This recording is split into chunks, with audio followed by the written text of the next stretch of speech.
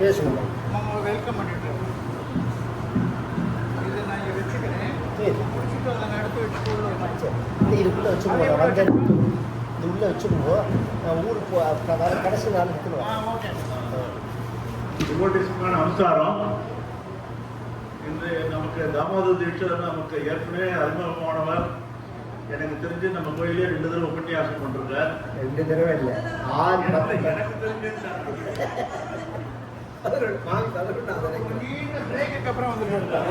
ரொம்ப நாள் கழிச்சு வந்திருக்கார். இன்ஃபேக்ட் இது வந்து இந்த கும்பாபிஷேகம் வருஷம்ன்றதுனால நான் வாசு விட்டு ஸ்பெஷலாக ரிக்வெஸ்ட் பண்ணேன். அவரை கேட்கணும். நானும் ரொம்ப நாள் ஆச்சுன்னா அப்புறம் நான் சப்ஜெக்ட் என்னன்னு சூஸ் பண்ணும்போது நாராயணின்னு சஜஸ்ட் பண்ணார். ரொம்ப நாள் சப்ஜெக்ட். இந்த வெள்ளிக்கிழமை ஆரம்பித்து அடுத்த வெள்ளிக்கிழமைக்கு தொடரும். எல்லாரும் வந்து அவரை கௌரவிக்கணும்னு கேட்டோம்.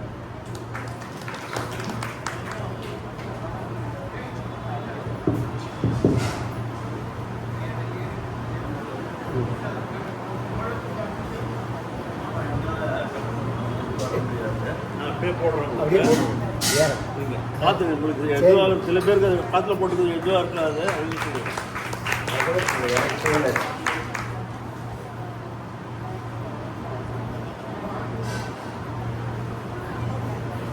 विघ्न विनायक मूर्ति की जय। गोपिका जीवन स्मरणं गोविंदा गोविंद। जानकी कांत स्मरणं नमः पार्वती पतये हर हर महादेव। सद्गुरुनाथ महाराज की जय। आंजनेय मूर्ति की जय। सदा बालरूपापि विघ्नाद्रिहन्त्रि महादन्ति वक्त्रापि पञ्चास्य मान्या विधीन्द्रादिमृग्या गणेशाभिधामे विधत्तां श्रियं कापि कल्याणमूर्तिः। स्मृते सकलकल्याणभाजनं यत्र जायते पुरुषस्तमजं नित्यं व्रजामि शरणं हरिं। यशिवो नाम रूपाभ्यां या देवी सर्वमङ्गला तयोः संस्मरणात् पुंसां सर्वतो जयमङ्गलम्। नारायणं नमस्कृत्य नरं चैव नरोत्तमं देवीं सरस्वतीं व्यासं ततो जयमुदीरयेत्। योगीन्द्राय नमस्तस्मै शुकाय ब्रह्मरूपिणे संसारसर्पदष्टं यः विष्णुरातममुचति वंशीविभूषितकराति नवनीरदाभाति पीताम्बरादरुणबिम्बफलाधरोष्ठाति पूर्णेन्दुसुन्दरमुखाति अरविन्दनेत्राति कृष्णात् परं किमपि तत्त्वमहं न जाने। पीताम्बरं करविराजितशङ्खचक्रकौमोदकी सरसिजं करुणासमुद्रं राधासहायमतिसुन्दरमन्दहासं वातालयेशमनिशं हृदि भावयामि। भक्तवात्सल्यजलधेः परमानन्दरूपिणः अस्मदाचार्यराजस्य प्रपन्नोऽस्मि पदाम्बुजं। त्र्यम्बकपुराधीशं गणाधिपसमन्वितं गजारूढमहं वन्दे शास्तारं कुलदैवतं।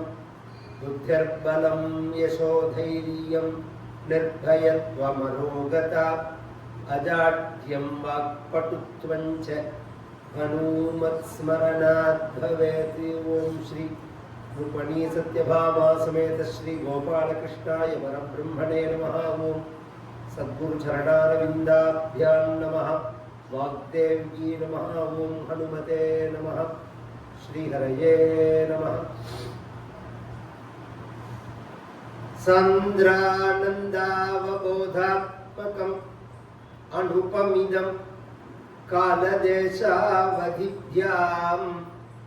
निर्मुक्तं नित्यमुक्तं निगमशतसहस्रेण निर्भास्यमानम् अस्पष्टं दृष्टमात्रे पुनरुरुपुरुषार्थात्मकं ब्रह्मतत्त्वं तत्तावत् भाति साक्षात् गुरुपवनपुरे हन्तभाग्यं जनानाम् एवं दुर्लभ्यवस्तुन्यपि सुलभतया हस्तलब्धे यदन्यत् तन्वा वाचा धिया वा भजति अदजनः क्षुद्रदैव स्फुटेयम् एते तावद्वयन्तु स्थिरतरमनसा विश्वपीडापहत्यै निशेषात्मानमेनं गुरुपवनपुराधीशमेव आश्रयामः सूर्यस्पर्धिकिरीटम् ऊर्ध्वतिलक प्रोत्पासिफलान्तरं कारुण्याकुलनेत्रम् आर्द्रहसितोल्लासं सुनासापुटं गण्डोद्यन्मकराभ कुण्डलयुगं कण्ठोज्ज्वलकौस्तुभं त्वद्रूपं वनमाल्यारपटल श्रीवत्सदीप्रं भजे केयूराङ्गद कङ्कणोत्तममहारत्नाङ्गुलीयाङ्गित श्रीमद्बाहुचतुष्कसङ्गदगदा शङ्खारिपङ्केरुहा काञ्चित्काञ्चन काञ्चिलाञ्चिदलसत्पीताम्बरालम्बिनी आलम्बे विमलाम्बुजद्वितिपदा मूर्तिं तवार्तिच्छिदम् आलम्बे विमलाम्बुजद्वितिपदा मूर्तिं तवार्तिच्छिदम् श्रीयपतिயான பரம கருணாமூர்த்தியான கலியுக வரதனான பகவான் குருவாயூரப்பனுடைய சன்னிதானத்துல நாராயண பட்டாத்ரி அப்படிங்கிற ஒரு மகானால செய்யப்பட்ட ஸ்தோத்திரம் நாராயணீயம் அப்படிங்கிறது கோபாலபுரம் கிருஷ்ணன் கோவில்ல இன்றையிலிருந்து ஆகஸ்ட் 1ஆம் தேதி வரை 8 நாளைக்கு இந்த நாராயணீயம் கோகுலாஷ்டமி உற்சவத்தை முன்னிட்டு கோபாலனுடைய கிருபையினால ஏற்பாடாகி உள்ள வந்தவுடனே அங்க பூஜை பண்ற அர்ச்சகெல்லாம் நீங்க எப்போ வருவேன்னு நாங்கெல்லாம் எதிர்பார்த்தோம் அப்படின்னா நான் சொல்லலை, நான் எப்ப பார்ப்பேன்னு நான் நினைச்சிருந்தேன் கிருஷ்ணன். ஏன்னா இந்த எல்லாரும் வந்து உபன்யாசம் பண்ணிட்டு போற மாதிரி சாமான்யமா நான் வந்துட்டு போகலைங்க. இந்த கிருஷ்ணனுக்கு மூல மந்திரத்தினால விசேஷமா ஆயிரக்கணக்கான ஆவர்த்தி ஜபம் பண்ணி ஹோமம் பண்ணி அந்த கலசத்தை என் கையால் அபிஷேகம் பண்ணிட்டு கும்பாபிஷேகம் கிருஷ்ணனுக்கு நடந்தது விசேஷமா. இப்படி ஒரு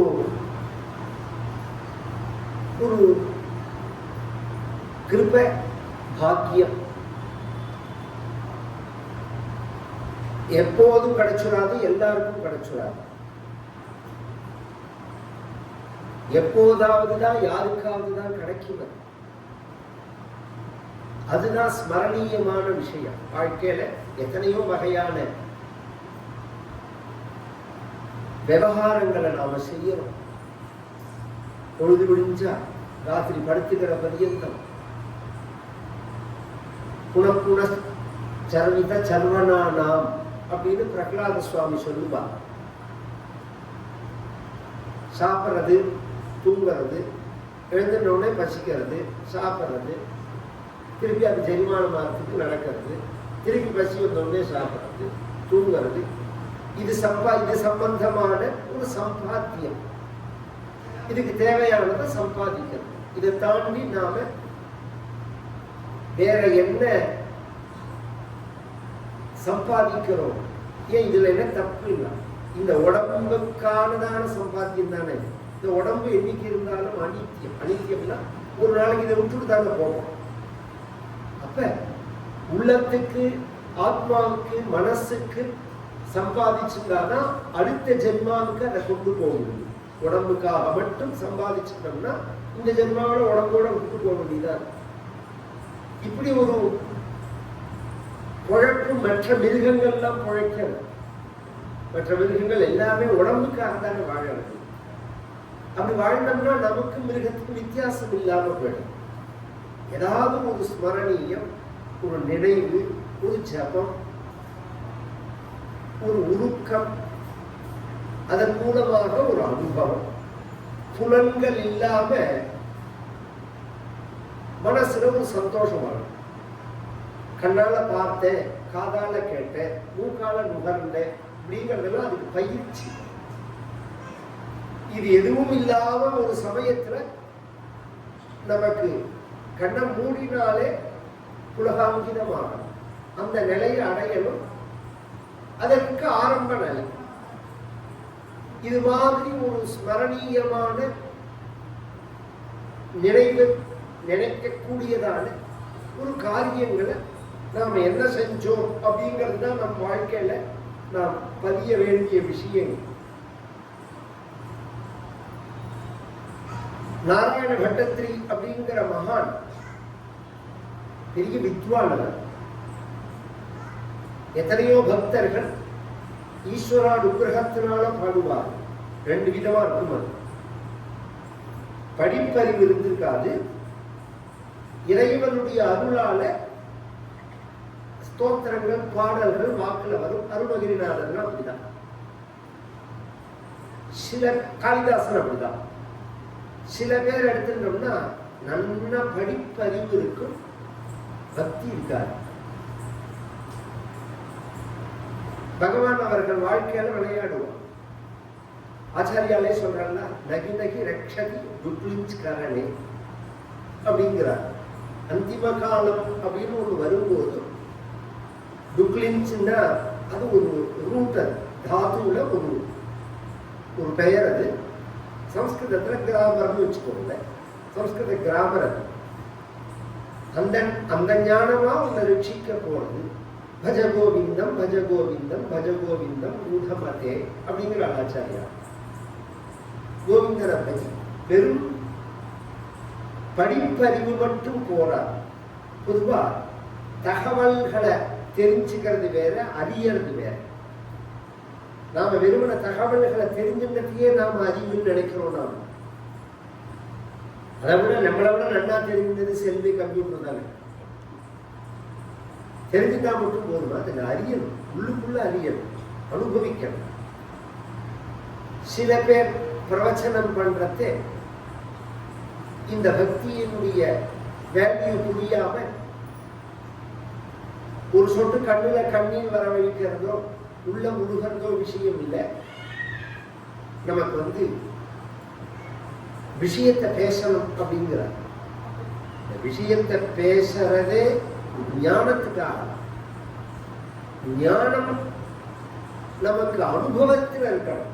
சாஸ்திர ஞானமா இருக்கக்கூடாது, சமயக் ஞானமா இருக்கணும். அது சக்கரை திதிக்குன்னு தெரிஞ்சா போதுமா? அந்த சர்க்கரையை வாயில போட்டு திதிப்பு அனுபவிச்சாதான் சக்கரை திதிக்குன்னு தெரிஞ்சுக்கிறதுக்கே பிரயோஜனம்.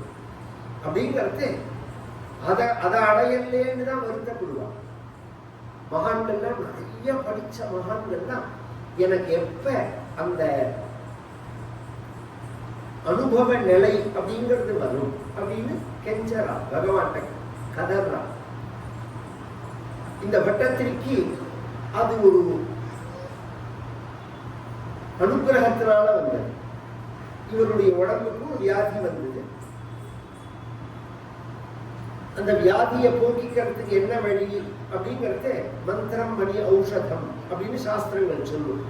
மந்திரத்தினாலையும் மணிகளாலையும் ஓஷதிகளாலையும் வியாதியை போக்கிக்கும். அப்படின்னா சார் மந்திரம் தான் ஃபர்ஸ்ட், அப்புறம் இந்த மாதிரி ஸ்டோன் வேவ்ஸ், மூணாவது மருந்து அப்படிங்கிறது.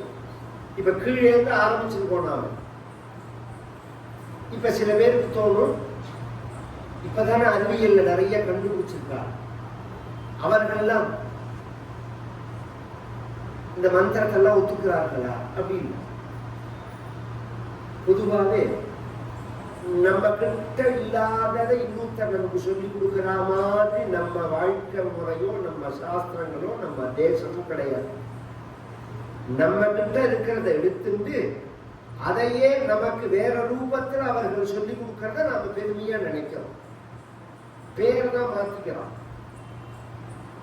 நம்ம கிட்ட உள்ள நாலெட்ஜ் தான் அதை முதல்ல நம்ம கிட்டே எடுத்துட்டு நம்மளை முட்டாளா பண்ணிட்டு திருப்பி அந்த நாலெட்ஜையே அவன் வியாபாரத்துக்கு பண்ணிடுவாங்க. அதுக்கு உதாரணம் பழைய வயசானவாளுக்கு தெரியும். முதல்ல இந்த நாமெல்லாம் எதுல பல்லு தேய்ப்போம்? பல்பொடியில இல்லை, சாம்பலும் கரியும் தான். எனக்கு தெரிஞ்சு நம்ம எங்க ஆத்துல எல்லாம் வாச பக்கம் வர வழியில பெறன்னு இருக்கும், நிலப்படிக்கிட்டு ஒரு பெற இருக்கும், அதுல விபூதி இருக்கும். கொல்ல பக்கம் போற இடத்துல சாம்பல் இருக்கும் பள்ளி தேய்க்கிறதுக்காக. சகஜமா இதைத்தான் தேய்ச்ச ஞாபகமே. அப்புறம் இந்த பேஸ்ட் அறிமுகப்படுத்தும் போது அவன் என்ன சொன்னா, சாம்பலையும் கரியையும் உப்பையும் தேவையா, என்ன பைத்தியமா அப்படின்னு சொல்லி நம்மளெல்லாம் ஏமாத்தி அந்த வியாபாரத்தை கொண்டு வந்து இப்ப என்ன சொல்றான், இந்த பேஸ்ட்ல உப்பு இருக்குங்கிறான், இந்த பேஸ்ட்ல சாம்பல் இருக்குங்கிறான். அதனால நாங்க முதல்ல தேய்ச்சிருந்தோம். இது மாதிரிதான் எல்லாமே எல்லாமே. இதை நம்ம புரிஞ்சுட்டா போதும். மந்திரம்ங்கிறது ஃப்ராடு, ஏமாத்தலா அப்படின்னு சில பேர்லாம் பிரச்சாரம் பண்ற. மந்திரத்துல மாங்காய் காய்க்குமா அப்படின்னு. மந்திரம் உண்மைதான், அதை உபயோகிக்கிறவா தான் ஃப்ராடு. ஜோசியம் உண்மை, ஜோசியர் பொய்யர். ஜோசியம் உண்மைதான், ஜோசியம் சொல்றவன் தான் போய் சொல்றான். ஜோதிடம் சாஸ்திரம், இவன் எதையோ தெரியாதுன்னு தெரிஞ்ச மாதிரி சொல்றானே தவிர எழுதி குடிச்சா அதுதான், அதை தாண்டி ஒன்று நடத்திட முடியாது அப்படிங்கிறது தான் விஷயம்.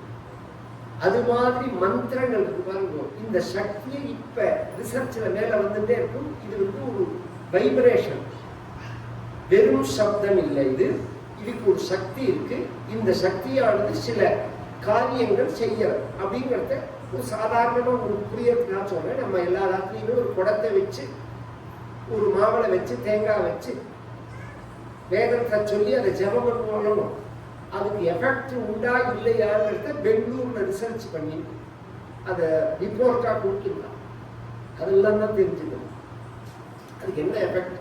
சாதாரணமா இருக்கும் போதும் இவர்கள் வேத மந்திர ஜபம் பண்ணும் போதும் அந்த தண்ணீரில் உள்ள மூலக்கூறுல என்ன வித்தியாசம் இருக்கு அப்படிங்கிறத காமிக்கிறாங்க. இது மாதிரி மந்திரங்களுக்கு சக்தி உண்டு.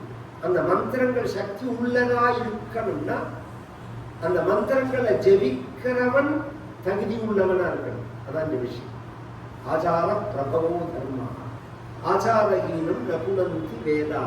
இந்த வேதம் இருக்கு பாருங்க, ஆச்சாரம் இல்லைன்னா வாக்குல ஒரே வார்த்தையை தானே, நான் சொல்றதுக்கு நீங்க சொல்றதுக்கு என்ன வித்தியாசம்?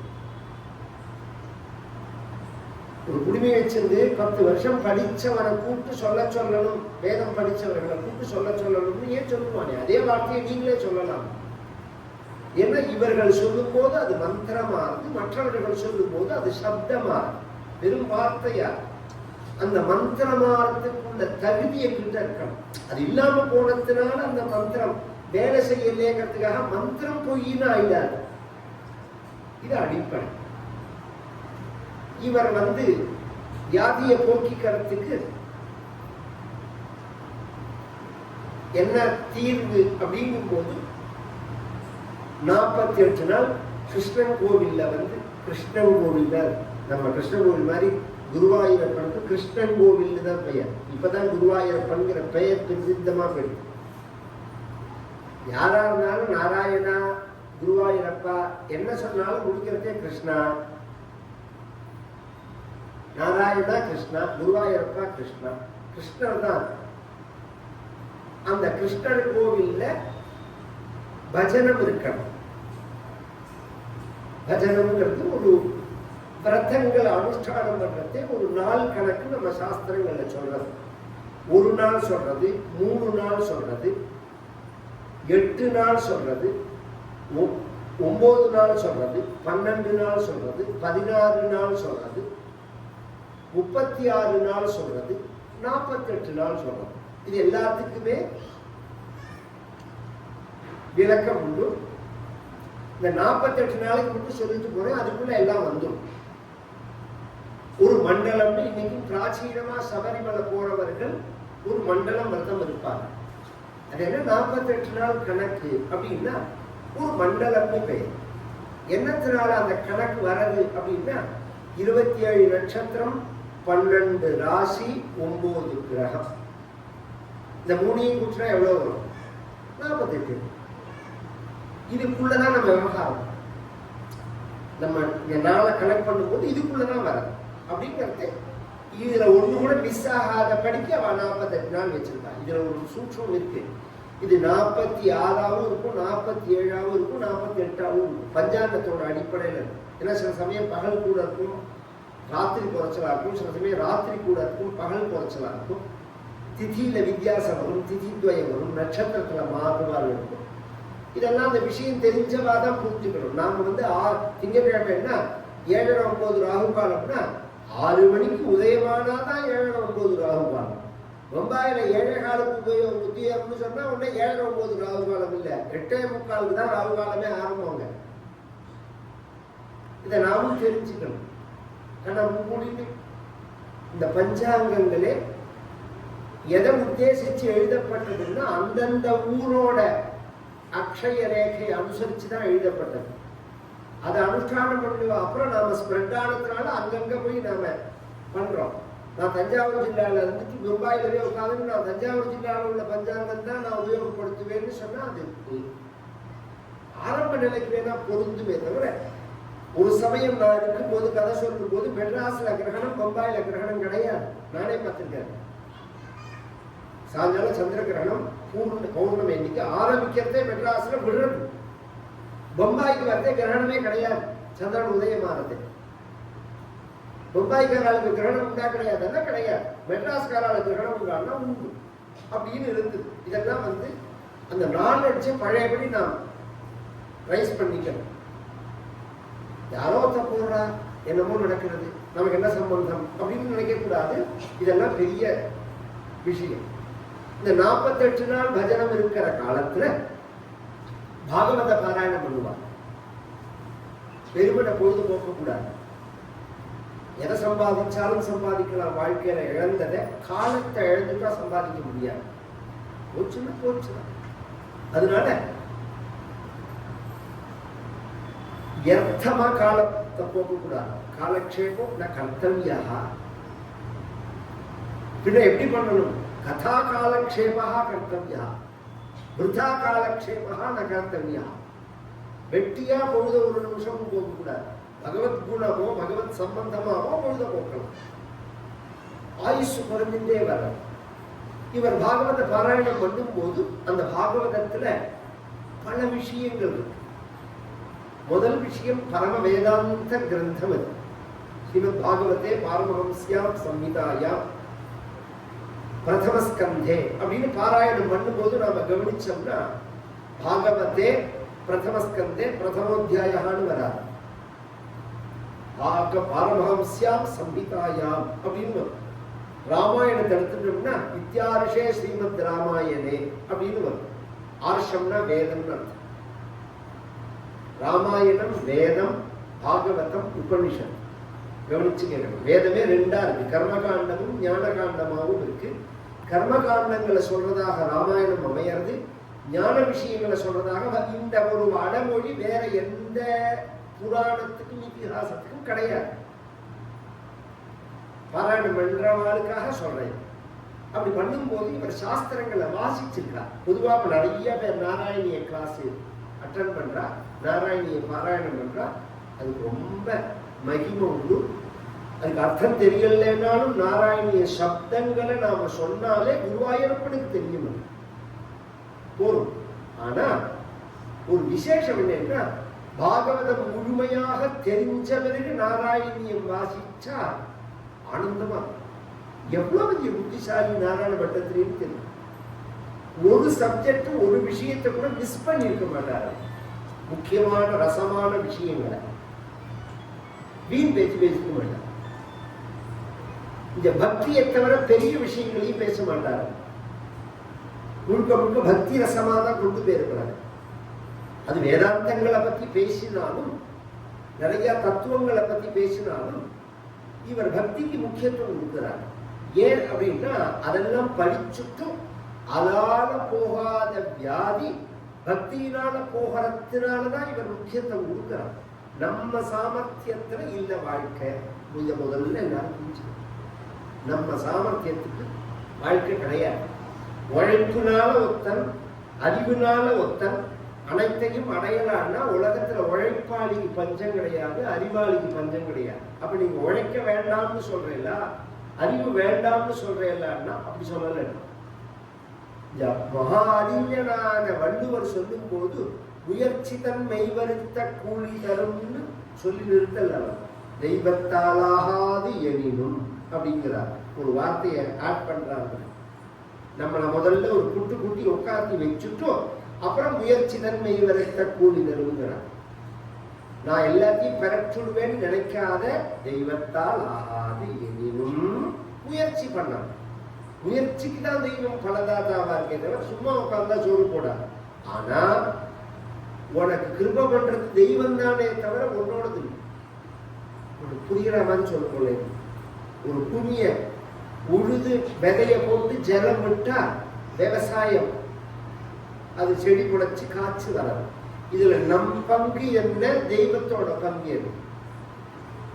பூமியை உழுது விதைய போட்டோம், ஜலத்தை ஊத்திரும். இது மட்டும்தான் நம்ம வேலை.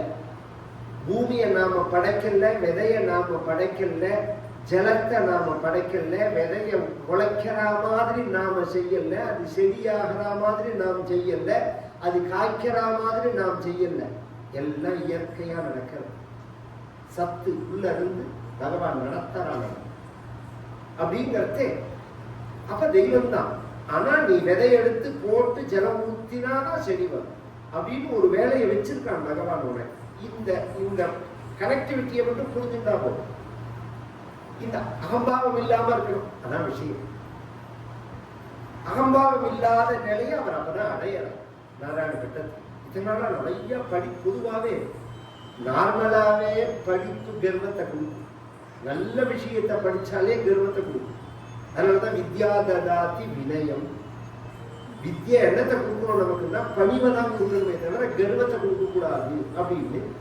சாஸ்திரங்களை படிச்சாலே பணிவதான் வேணும் அப்படின்னு நாம நினைக்கணும்னா குப்பை படிப்பை படிக்கிறது திமிர் தானாகும். அதுவும் எப்படி வருதுன்னா, எல்லாரும் முட்டாள் பசங்கள், அறிவியல் விஞ்ஞானம் முன்னேற்றம், நாம தான் அறிவாளி. இதுல ஒரு ஆச்சரியம் என்னன்னா, நிஜமாவே நீ அதை முழுசா தெரிஞ்சுன்னு அந்த வார்த்தையை சொன்னா கூட நான் சமாதானமா இருக்கேன். ஒரு செல்லை எடுத்து நாம உபயோகப்படுத்துறோம், சார் பேசுறோம், அதை தாண்டி அது இப்படி இருக்குங்கிற சப்பட்டா மாதிரி மைசூர் பாக் மாதிரி இருக்குங்கிறது தான் நமக்கு தெரியும். அதுல என்ன வேலை செய்யறது ஏதாவது தெரியுமா நமக்கு? அதை பத்தி நான் நாலஞ்சு ஏதாவது நமக்கு உண்டா? அப்புறம் நான் கண்டுபிடிச்சேன், எவனோ ஒருத்தன் கண்டுபிடிச்சா 30 பேர், அதை 30,000 பேர் 30 கோடி பேர் உபயோகப்படுத்துறாங்கன்னா எல்லாருமே அறிவாளின்னு ஆயிட முடியுமா? அதை அனுபவிக்கிறான்னு அர்த்தம். நாம அப்ப செல்லுன்னா என்ன, இது எப்படி வேலை செய்யறது, இதுக்கு என்ன இது அப்படிங்கிறத கொஞ்சமாவது தெரிஞ்சுட்டா ஒன்று அறிவாளின்னு சொல்லலாம். அதை பத்தி ஒன்றும் தெரியாது உனக்கு. அப்புறம் நீ கண்டுபிடிச்சானே எப்படி நினைக்கலாம் நீ? அது மாதிரி நம்ம வாழ்க்கையில லௌகீகமான படிப்புகள் நமக்கு திமிர கொடுக்கும், படிப்பே திமிர கொடுக்கும். அது எப்ப போறதோ அப்பதான் நமக்கு பக்தி வரும். இவருக்கு பக்தி வராது. அந்த பக்தியோட இந்த நாராயணியத்தை எழுதினார்கள். இது ஒரு 500 சொச்சம் வருஷம் முன்னாடி, 550 வருஷம், 510 515 வருஷம் முன்னாடி இவர் செஞ்ச காரியம் இது. 1100 சொச்சம் ஸ்லோகம், 100 தசகம். தசகம் அப்படின்னா 10 பாடல்கள் கொண்டதுக்கு தசகம்னு சமஸ்கிருதத்துல பேரு. அதத்தான் தமிழ்ல அவர்கள் பதிகம்னு சொல்றது. பதிகம்னு சொல்றப்போ பதிகம்னா 10 பாடல் எல்லாம் ஒன்னோட ஒண்ணு பிணைஞ்சா மாதிரி இருக்கு. இதை நீங்க பிரிச்சு பேசுறதே முட்டாள்தனம் போடுங்க. எல்லாம் இந்த தமிழும் சமஸ்கிருதமும் பிணைஞ்சா மாதிரி உள்ள விஷயம். இதுல எது உயர்வு எது மட்டம்னு சொல்ல முடியாது. ஆனா ஒன்ன எடுத்துட்டு ஒன்ன நீங்க அனுபவிக்கணும்னு நினைச்சாலும் அல்லது உயர்வுன்னு பேசினாலும் பொருந்தாதது. அதை அனுபவிக்க முடியாது. 10 பாடல்கள் கொண்ட தசகத்துல ஒரு இடத்துல 11 பாடல் இருக்கும், 12 பாடல் இருக்கும். அதனால 1100 சொச்சம் பாடல்களாக இந்த நாராயணியம் அமையாது. இது ஒரு ஸ்தோத்திரம். இது சம்ஸ்கிருதத்துல ஒரு ஸ்தோத்திரம். ஸ்தோத்திரத்துக்கும் மந்திரத்துக்கும் வித்தியாசம் உண்டு. மந்திரமும் ஸ்தோத்திரமும் தான் நமக்கு பலனை கொடுக்கும். பொதுவா நமக்கு க்ஷேமத்தை கொடுக்கிறது எதுன்னா மந்திரமும் ஸ்தோத்திரமும் தான். விஷ்ணு சஹஸ்ரநாமத்துல பகவானை பத்தி சொல்லும் போது ஸ்தவ்யன், ஸ்தவப்பிரியன் அப்படின்னு சொல்றோம். ஸ்தவ்யன் அப்படின்னா ஸ்தோத்திரம் பண்ண தக்கவன், தகுதி உள்ளவன். ஸ்தவப்பிரியன்னா நாம பண்ற ஸ்தோத்திரங்களால சந்தோஷம் அடைகிறவன். இந்த 2 விஷயம், இந்த 2 பெயர் இருக்குதுல பகவானுக்கு. ஸ்தோத்திரம் பண்ண தகுதி உள்ளவன், நாம பண்ற ஸ்தோத்திரங்களால சந்தோஷம் அடைகிறவன். இங்க பின்னாடி சொன்ன பாருங்க, இது எல்லாருக்கும் பொருந்தும். ஸ்தோத்திரம் பண்ணினா சந்தோஷம் அடைவா எல்லாரும். உலகத்துல எல்லாருக்கும் பிடிக்கும். குழந்தைக்கு கூட நீ ரொம்ப சமத்து, நீ ரொம்ப நல்லவன் அப்படின்னா எவ்வளவு சந்தோஷப்படுறது. ஏன்னா இது இயற்கை. ஆனா நாம ஸ்தோத்திரம் பண்றதுக்கு தகுதி இருக்கான்னு பார்த்தா சொல்ல முடியாது. ஒரு கால் தகுதி இருந்தா கூட அது நிரந்தரமா இருக்காது. இன்னைக்கு நல்லவன்கிறவனும் நாளைக்கு நல்லவனா இருப்பானான்னு சொல்ல முடியாது. அப்படிங்கிறத எந்த காலத்திலையும் ஸ்தோத்திரம் பண்ண தக்கவன் பகவான் தான். இந்த வாக்கு பகவான் கொடுத்திருக்கிறதே பகவானை பத்தி நாம பேசணுங்கிறதுக்காக தான். வெறும் எண்ண பரிமாற்றத்துக்கு இப்படி ஒரு அழகான சொற்றொடர்களை கொண்டதான மொழி அமைப்பு தேவையே இல்லை. ஒரு நாய் குலைச்சா இன்னொரு நாய்க்கு புரியாம இருக்க. ஒரு நாய் குலைச்சதுன்னா அது எதுக்கு குலைக்கிறது இன்னொரு நாய்க்கு தெரியும். இன்னொரு நாய்க்கு தெரியறது விஷயம் இல்லை, நாயை வளர்க்கறதுக்கே தெரியுது. அதோட 10 நாள் பழகினாலே அவனுக்கு புரியுது. அது மாதிரி உலகத்துல எல்லா உயிரினங்களுக்குள்ளேயும் எண்ண பரிமாற்றம் இருக்கு. எண்ண பரிமாற்றத்துக்கு தான் மொழி அப்படின்னு சொல்லிட்டா இப்படி ஒரு இலக்கணங்களோட ஒரு மொழியை அமைப்பானே. அப்ப இதோட பிரயோஜனம் என்ன அப்படின்னா, இத்தனை மகிமை உள்ள பகவானை பத்தி நாம பேசணும். நாயால குலைக்க முடியும், எண்ணத்தை வெளிப்படுத்த முடியும். ராமான்னு சொல்ல முடியுமா? கிருஷ்ணான்னு சொல்ல முடியுமா? சிவான்னு சொல்ல முடியுமா? அந்த வார்த்தை வராது. அந்த வார்த்தையில என்ன விசேஷம் இருக்கு அப்படின்னா, அந்த சப்தமே அந்த தெய்வத்தோட வடிவமா இருக்கு. ரொம்ப டீப்பா கேட்க வேண்டிய விஷயம் இருக்கு. சொல்லுலேந்து பொருள் வந்துதா, பொருள்லேந்து சொல்லு வந்துதா?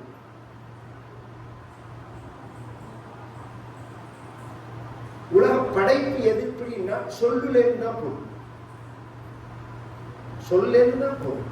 லௌகீகமாவே சொல்றேன். இன்னைக்கு என்ன சமையல் பண்ணலாம் அப்படின்னு மாமி கேட்டான்னா, நீங்க கத்திரிக்காய் கறி பண்ணு அப்படின்னு ஒருத்தர் சொன்னான்னா, சொல்லும் போது கத்திரிக்காய் கறி இல்லை, அந்த சொல்லு மட்டும்தான் இருக்கு. அப்புறம் தானே அதுக்குள்ள பொருள் வருது. அது சரி சார், அந்த கத்திரிக்காய் கறிங்கிறதுக்கு இதுதான் அர்த்தம்ங்கிறது பொருளாலதான நாம் அறிஞ்சுக்கிறோம். நமக்கு எப்படி தெரிஞ்சது? ஏற்கனவே ஒரு தடவை கத்திரிக்காய் கறி பண்ணியிருப்போம், அதனால அப்படி தெரியாது அப்படின்னா. சரி, ஏற்கனவே கத்திரிக்காய் கறி பண்றது அன்னைக்கு காத்தாலும் இருந்தாலும் சொல்லியிருப்பாங்க, கத்திரிக்காய் கறி இருந்தாலும் சொல்லியிருப்பாங்க. அப்ப இது ஒரு தொடர். அழகிலா விளையாட்டுடையார் அன்னவர் தலைவருக்கே சரண் நாங்களே. கம்பர் சொல்றாரோ இந்த இடத்துல தான் சொல்றார். உலகம் யாவையும் தாமுளவாக்கலும் நிலை பெருத்தலும் நீக்கலும் நீங்கிலா சிருஷ்டி ஸ்திதி சம்ஹாரம். சிருஷ்டி ஸ்திதி சம்ஹாரம், படைத்தல் காத்தல் அழித்தல், படைத்தல் காத்தல் அழித்தல் அப்படிங்கிற இந்த தொடர் விளையாட்டு இருக்கே, இது பகவானுக்கு விளையாட்டு, பகவானோட ஒரு லீலை. நமக்கு புரிகிற மாதிரி சொல்லணும்னா கோயிலேருந்து முட்டை வந்துதா, முட்டையிலேருந்து கோழி வந்துதான்னு கேட்டா யார் பதில் சொல்ல முடியுது? அது மாதிரி அப்படிதான் சொல்ல முடியும் பதில். இது கல்பகோடி காலமா நடக்கிற காரியம். ஆனா வேதம் என்ன சொல்றதுன்னா சொல்லுலேருந்து தான் வர்றதுங்க, சொல்லுலேருந்து தான் பொருள் வர்றது அப்படிங்கிறது. எப்படின்னா ஆகாஷா ஆத்மன ஆகாஷ சம்பூதா ஆகாஷாத் வாயு வாயோரக்னி அக்னேராபஹ அத்ய பிருத்திவி பிருத்திவ்யா ஓஷதயः ஓஷதீப்யோன்னம் அன்னாத் புருஷः. இது உபனிஷத்து சொல்றது. ஆகாசம் அதுக்கு முன்னாடி உள்ளதை விட்டுருப்போம். அவ்யக்தம் மாய பிரகிருதி அப்படிங்கிறதெல்லாம் வேதாந்த விஷயம். இப்ப மேல வருவது முதல்ல தோன்றின பூதம் எதுன்னா ஆகாசம். ஆகாசத்தோட அடிப்படை எதுன்னா சப்தம்.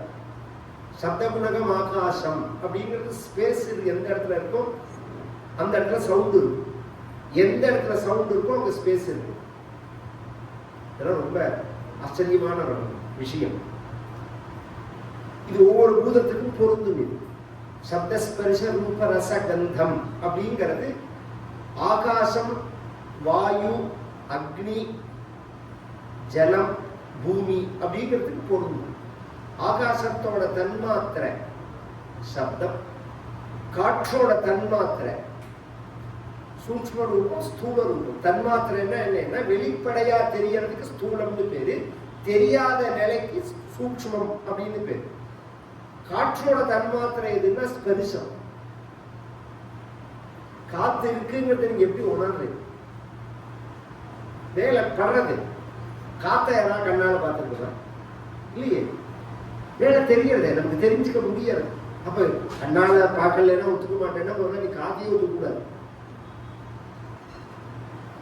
கண்ணால பார்த்துதான் ஒத்துப்பேன், கண்ணால பார்க்காத ஒத்துக்க மாட்டேன்னா ஒரு காத்து மேல படுறது அது ஒரு கண்ணுக்கு தெரியறத. அதுக்கு அடுத்தது கண்ணுக்கு தெரியற நிலையங்கிறது அக்னி ரூபங்கிறது.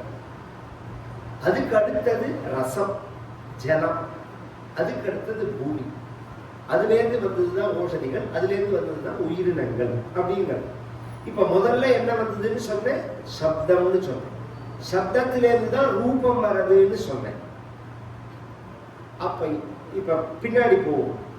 மந்திரம் ஸ்தோத்திரம்னு சொன்னேன்னு இந்த ரெண்டுமே சப்தமா இருக்கிறதுனால இது எதை குறிக்கிறதோ அந்த தெய்வங்களுடைய வடிவங்களை நாம கோவில்ல சிலையா பண்றோம்.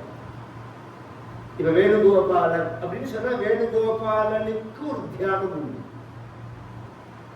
கோபாலனே எத்தனை கோபாலன் இருக்கா? ராஜகோபாலன் இருக்கா, வேணுகோபாலன் இருக்கா, சந்தான கோபாலன் இருக்கா, ராதாகிருஷ்ணன் இருக்கா. இது இந்த தெய்வம்னு நாம எப்படி பிரிக்கிறோம் அப்படின்னா அந்த தியான ஸ்லோகத்தை வச்சு ஒரே ஆள இத்தனை பேர் மனுஷியா தானே, இத்தனை பேருக்கு பெயரும் ரூபம் வித்தியாசம் இருக்கும். மூலப்பொருள் ஒன்னா இருந்தாலும் ரூபத்தினாலையும் சப்தத்தினாலையும் மாறுபடுறது. இவர் தாமோதரன்னோ, இவர் வாசுமாமான்னோ, இவர் கோபாலன் மாமான்னோ நாம ஏன் பிரிச்சு சொல்றோம்? உடம்பு எல்லார் உடம்புலையும் ஓடுறது ஒரே ரத்தம், ஒரே மாம்சம், ஒரே அஸ்தி, ஒரே சரீரம் தானே. எதை வச்சு பிரிக்கிறோம்னா பெயர் முதல்ல, அப்புறம் ரூபம். முதல்ல பெயர் தான் வருது, பெயர் தான் வைக்கணும் குழந்தைக்கு. வளர்ந்தப்புறம் தான் ரூபம் வருது, அடையாளம் தெரிகிற மாதிரி வரதே வளர்ந்ததுக்கு அப்புறம் தான். இந்த குழந்தைய கவனிச்சேன்னா அப்பா மாதிரி இருக்கானே அப்படின்பா. பிறந்த உடனே 6 மாசம் ஆயிருக்காது அம்மா மாதிரி இருக்கானே அப்படின்பா. 1 வருஷம் ஆயிருக்காது மாமா மாதிரி இருக்கானே அப்படின்பா. என்ன மாதிரி இருக்கான்னு நமக்கே புரியாது. எப்ப புரியும்னா 12 வயசுக்கு அப்புறம் தான் புரியும். 12லேருந்து 14 வயசு தாண்டினா 14 வயசுல கரெக்டா சதுர்தசதா வருஷா நம்ம சாஸ்திரம் சொல்றது சயின்ஸை ஒத்துக்கிறது. 6 வருஷமா செல் பிரியற அந்த சிஸ்டம் இருக்கு. அம்மா மாதிரி அப்பா மாதிரி 12லேருந்து 14 வயசுக்குள்ளதான் தனித்துவமான செல்லு வரது. 14 வயசுக்கு அப்புறம் தான் இவன் தனி ஆளா ஆறான். அதனால நம்ம சாஸ்திரம் என்ன சொல்றது, 14 வயசு வரைக்கும் அவன் பண்ற பாவத்துக்கு அவன் பொறுப்பு கிடையாதுங்கிறது. இது ஆணி மாண்டவிய சரித்திரத்துல மகாபாரதத்துல உள்ள விஷயம். அவர் சின்ன வயசுல ஒரு பண்ண தப்புக்கு யமதர்மராஜா ஒரு தண்டனை கொடுக்குறான். எத்தனை வயசுல பண்ணேன்னா 7 வயசுன்னா 7 வயசுல நான் பண்ணதுக்கு நான் எப்படி பொறுப்பா வேணாம். இது தப்பு இது ரைட்டுங்கிறது எனக்கு தெரியாது. எங்க அப்பா அம்மா சொல்லி கொடுக்கணும். எனக்கு நாமெல்லாம் தெரிஞ்சுக்கணும். அப்ப முழுக்க பேசாம தின்னுட்டு டிவி பார்த்துட்டு அவன் ஐஷன் போய் ஸ்கூல்ல சினிமாக்கு ஐஷன் போய் ஹோட்டலுக்கு ஐஷன் போய் சொல்லிக் கொடுக்க வேண்டியதை ஒன்னையும் சொல்லிக் கொடுக்காதபடிக்கு 30 வயசுல ஒன்றும் அழ வேண்டியது. புள்ள ஒண்ணுமே இல்லாம இருக்கான், ஒண்ணுமே தெரியல, அவனுக்கு ஒண்ணுமே புரியல. நீ என்ன கிழிச்சங்கிறது தான் கேள்வியே. அவனுக்கு தெரியறதுக்கு என்ன பண்ணினோம்? உங்க அப்பா அம்மா எல்லாம் ஐஷன் வந்ததுனால இத்தனை பேர் உட்கார்ந்து கேள்விச்ச. அடுத்த ஜெனரேஷன் ஏன் வரல? அதுதான் இந்த கேள்வி. ஏன் வரல அடுத்த ஜெனரேஷன்? நீங்க ஆக்ஷன் வரல. தாத்தா பாட்டி ஆக்ஷன் போனா அதுக்கும் விடுறது கிடையாது. ஒரு காலத்துல தாத்தா பாட்டி குழந்தையில பேர குழந்தையில 2-10 வயசு வரைக்கும் காப்பாத்துவான், குழந்தையில வளர்ப்பான். அதுக்கும் வழி கிடையாது. அதெல்லாம் விரட்டி அடிச்சாச்சு எல்லாத்தையும். இப்ப என்னன்னா இந்த கூண்டுல வச்சு இந்த தீனி போட்டு கோழி ஆடெல்லாம் வளர்க்குறாங்க மாம்சத்துக்கு வெட்டுறதுக்கு.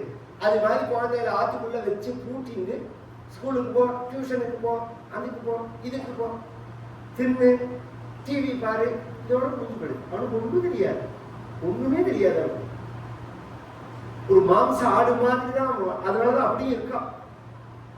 குழந்தைகள் மனுஷர்களை மனிதர்களா வளர்க்க வேண்டாமா? இனிமையாவது அந்த தப்பை பண்ணக்கூடாது. நாலட்சியங்கிறது நீங்க நினைக்கிற மாதிரி ஸ்கூலுக்கு போனாதான் அறிவு வளரும் அப்படிங்கிறது விஷயம் கிடையாது. எல்லாமே அறிவு. நம்ம பார்க்கறது, பேசுறது, பழகிறது எல்லாமே அறிவு. அது இல்லாம நீங்க என்ன டிகிரி வாங்கினாலும் 0 தான். உலகத்துல எத்தனை படிச்சாலும் பழகிறது தெரியலன்னா அவனால வாழ்க்கையில வெற்றி அடைய முடியாது. இந்த குழந்தைகளை நம்ம பழகவே விடுறதில்லை. இது மாதிரி சிலதெல்லாம் நமக்கு புரியாது.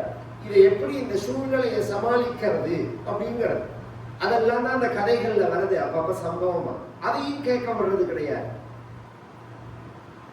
நாம சொல்லி கொடுக்கிற படிப்பு நாம தயார் பண்ணது இல்லை, எவனோ தயார் பண்ணது. இப்ப யாருக்காவது தெரியுமா? சமீபத்துல ஒரு பெரிய ப்ராப்ளம் ஒண்ணு வந்திருக்குங்கிறது யாருக்காவது தெரியுமா? ஒரு 10-12 வருஷமாவே நமக்கு தெரியாம உள்ள நுழைஞ்சிருக்காரு. இயற்கையில ஆணும் பெண்ணும் தான் சேர்ந்து வாழணுங்கிறத மாத்தி ஆணும் ஆணும் வாழலாம், பெண்ணும் பெண்ணும் வாழலாம் அப்படின்னு ஒரு சிலபஸ். இது 5-6 விஷயம் சேர்ந்து ஸ்கூல்ல இருந்து ஆரம்பிச்சு, படத்துல இருந்து ஆரம்பிச்சு, பாடத்துல இருந்து ஆரம்பிச்சு, கார்ட்டூன்ல இருந்து ஆரம்பிச்சு குழந்தைகளுக்கு திணிக்கப்படுறது. இதுக்கு ஃபண்ட் பண்றது இந்த பெரிய குரூப் ஒன்று. நாமே தெரிஞ்சுக்க வேண்டாம். அதை நாம எப்படி இருக்கணும் அப்படிங்கறத நாம தெரிஞ்சுக்க வேண்டாமா? குழந்தைகளுக்கு ஒரு காலத்துல இப்ப கூட யாரும் விட வேண்டாம். நம்ம படிக்கும் போது ஆண்டாள் பாசுரம் உண்டு, நாயன்மார்கள் தேவாரம் உண்டு, ஆழ்வார்களோட பாசுரம் உண்டு. இப்ப பாடத்துல கூட அது கிடையாது. ஆமா, பாடத்துல கூட கிடையாது. அப்படிங்கிறத நாம தான் சொல்லிக் கொடுக்கணும். அந்த குழந்தைகளுக்கு நாம தான் சொல்லிக் கொடுக்கணும். எது இல்லையோ நாம தான் சொல்லிக் கொடுக்குற மாதிரி சூழ்நிலை இருக்கு. இன்னும் சொல்ல போனா என்ன கேட்டா உங்களுக்கு முடியும்னா ஹோம் ஸ்கூல் தான் பெஸ்ட். ரொம்ப பேருக்கு அது தெரியாது. இத லௌகிக படிப்பு இருக்கட்டும், வைதிக படிப்புல கொண்டு வந்தார் பரமாச்சாரியா. வேதாத்தியனம் இருக்குதுல, அதுல பாடசாலையிலவே படிக்கிறதுங்கிறது ஸ்கூல் படிப்பு. அதுவே சரியில்லை அப்படின்னு சொல்லிட்டு நியமாத்தியனம்னு ஒரு ஸ்கீம் கொண்டு வந்தார் ஆச்சாரியா. அவன் அப்பாவுக்கு தெரியும்னா அவையும் பாடசாலைக்கு போகணும். அவன் அப்பாவுக்கு வேதம் தெரியும்னு சொன்னா, வேதம் தெரியாத அப்பாக்குள்ள யாருன்னா அவன் பாடசாலையிலே வேதத்தை படிக்கணும். வேதம் தெரிஞ்ச அப்பாவா இருந்தா அவையும் போகணும். அப்ப அவ அப்பாவே சொல்லி கொடுக்கறதுக்கு நியமாத்தியாயம்னு பேர். நாங்கள்லாம் அதுல படிச்சவங்க, பாலகரிவா உட்பட. இன்னைக்கு குழந்தைகள் படிக்கிறோம். ஒரு 100 பேர் தான் மொத்தமே 30 வருஷத்துல படிச்சிருக்காங்க. எங்க ஆத்துல உள்ள எல்லாருமே அதுல படிச்சவங்க. பாடசாலைக்கு போனவே கிடையாது. ஏன் அப்படின்னா அந்த கல்ச்சர் மாறி போயிடும், பிஹேவிங் மாறி போயிடும். ஸ்கூல்ல படிக்கிறதுக்கும் வீட்டுல படிக்கிறதுக்கும் சில வித்தியாசங்கள் இருந்தாலும் ஒழுக்கம் இருக்கு. ஒழுக்கம் உயிரினும் ஓம்பப்படும் அப்படிங்கிறார் வள்ளுவர். என்ன படிச்சாலும் ஒழுக்கம் இல்லாத படிப்பு வேஸ்ட். தகுதி இல்லாதவனுக்கு எத்தனை அறிவு இருந்து என்ன பிரயோஜனம்? அயோக்கியன் கையில மாற்றின கத்தி மாதிரி தானே. நல்லவன் கையில இருந்தா நல்ல சமையல் பண்ணி கரிகாலாம் நறுக்கி சமையல் பண்ணி போடுவான். அயோக்கியன் கையில இருந்தா 10 பேரை குத்தி கொள்ளுவான். ஒரே கத்தி தான்.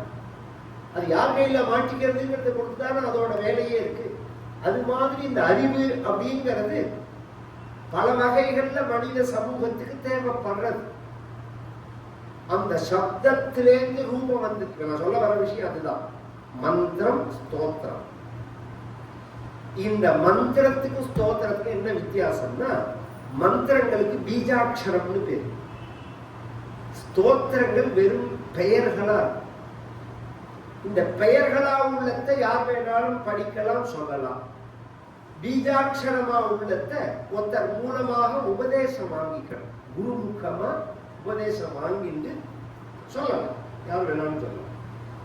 ஒருத்தர் உபதேசம் பண்ணாம நீங்க சொன்னா அது மந்திரமா ஆகாது, வெறும் சப்தமா தான் இருக்கும். அது இது ரொம்ப பெரிய விஷயம். உங்களுக்கு புரியறதுக்கு மட்டும் ஒன்று சொல்லிட்டு போறேன். நாயன்மார்களோ ஆழ்வார்களோ பாடின பாசுரங்கள், தேவாரங்கள், ஸ்தோத்திரங்கள் தானே தவிர மந்திரங்கள் கிடையாது.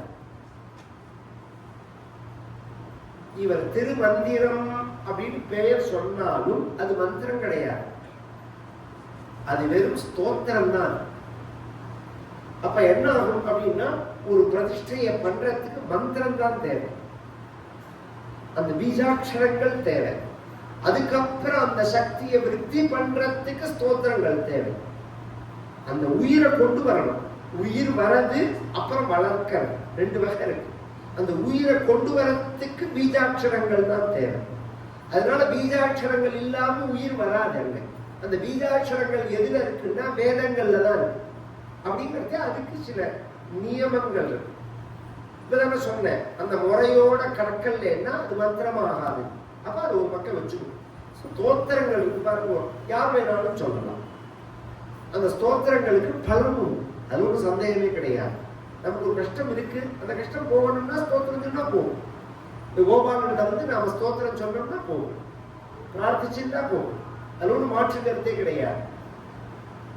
அந்த ஸ்தோத்திர வகையை சேர்ந்ததுதான் இந்த நாராயணியம்ங்கிறது. இந்த ஸ்தோத்திரத்தை சொன்னா கஷ்டங்கள் போகும்ங்கிறது நாராயண பட்டத்திற்கு ஏற்பட்ட அனுபவம். அதற்கப்புறம் குருவாயூர்லயோ அல்லது கேரளாவிலையோ யாராவது இந்த ஸ்தோத்திரத்தை சொன்னா கஷ்டம் போகும்னு சொல்லி பிரச்சாரம் பண்ணினார்களான்னா கிடையாது. அங்க எப்படி இருந்ததுன்னா, இது சம்ஸ்கிருத காவியமா இருந்தது.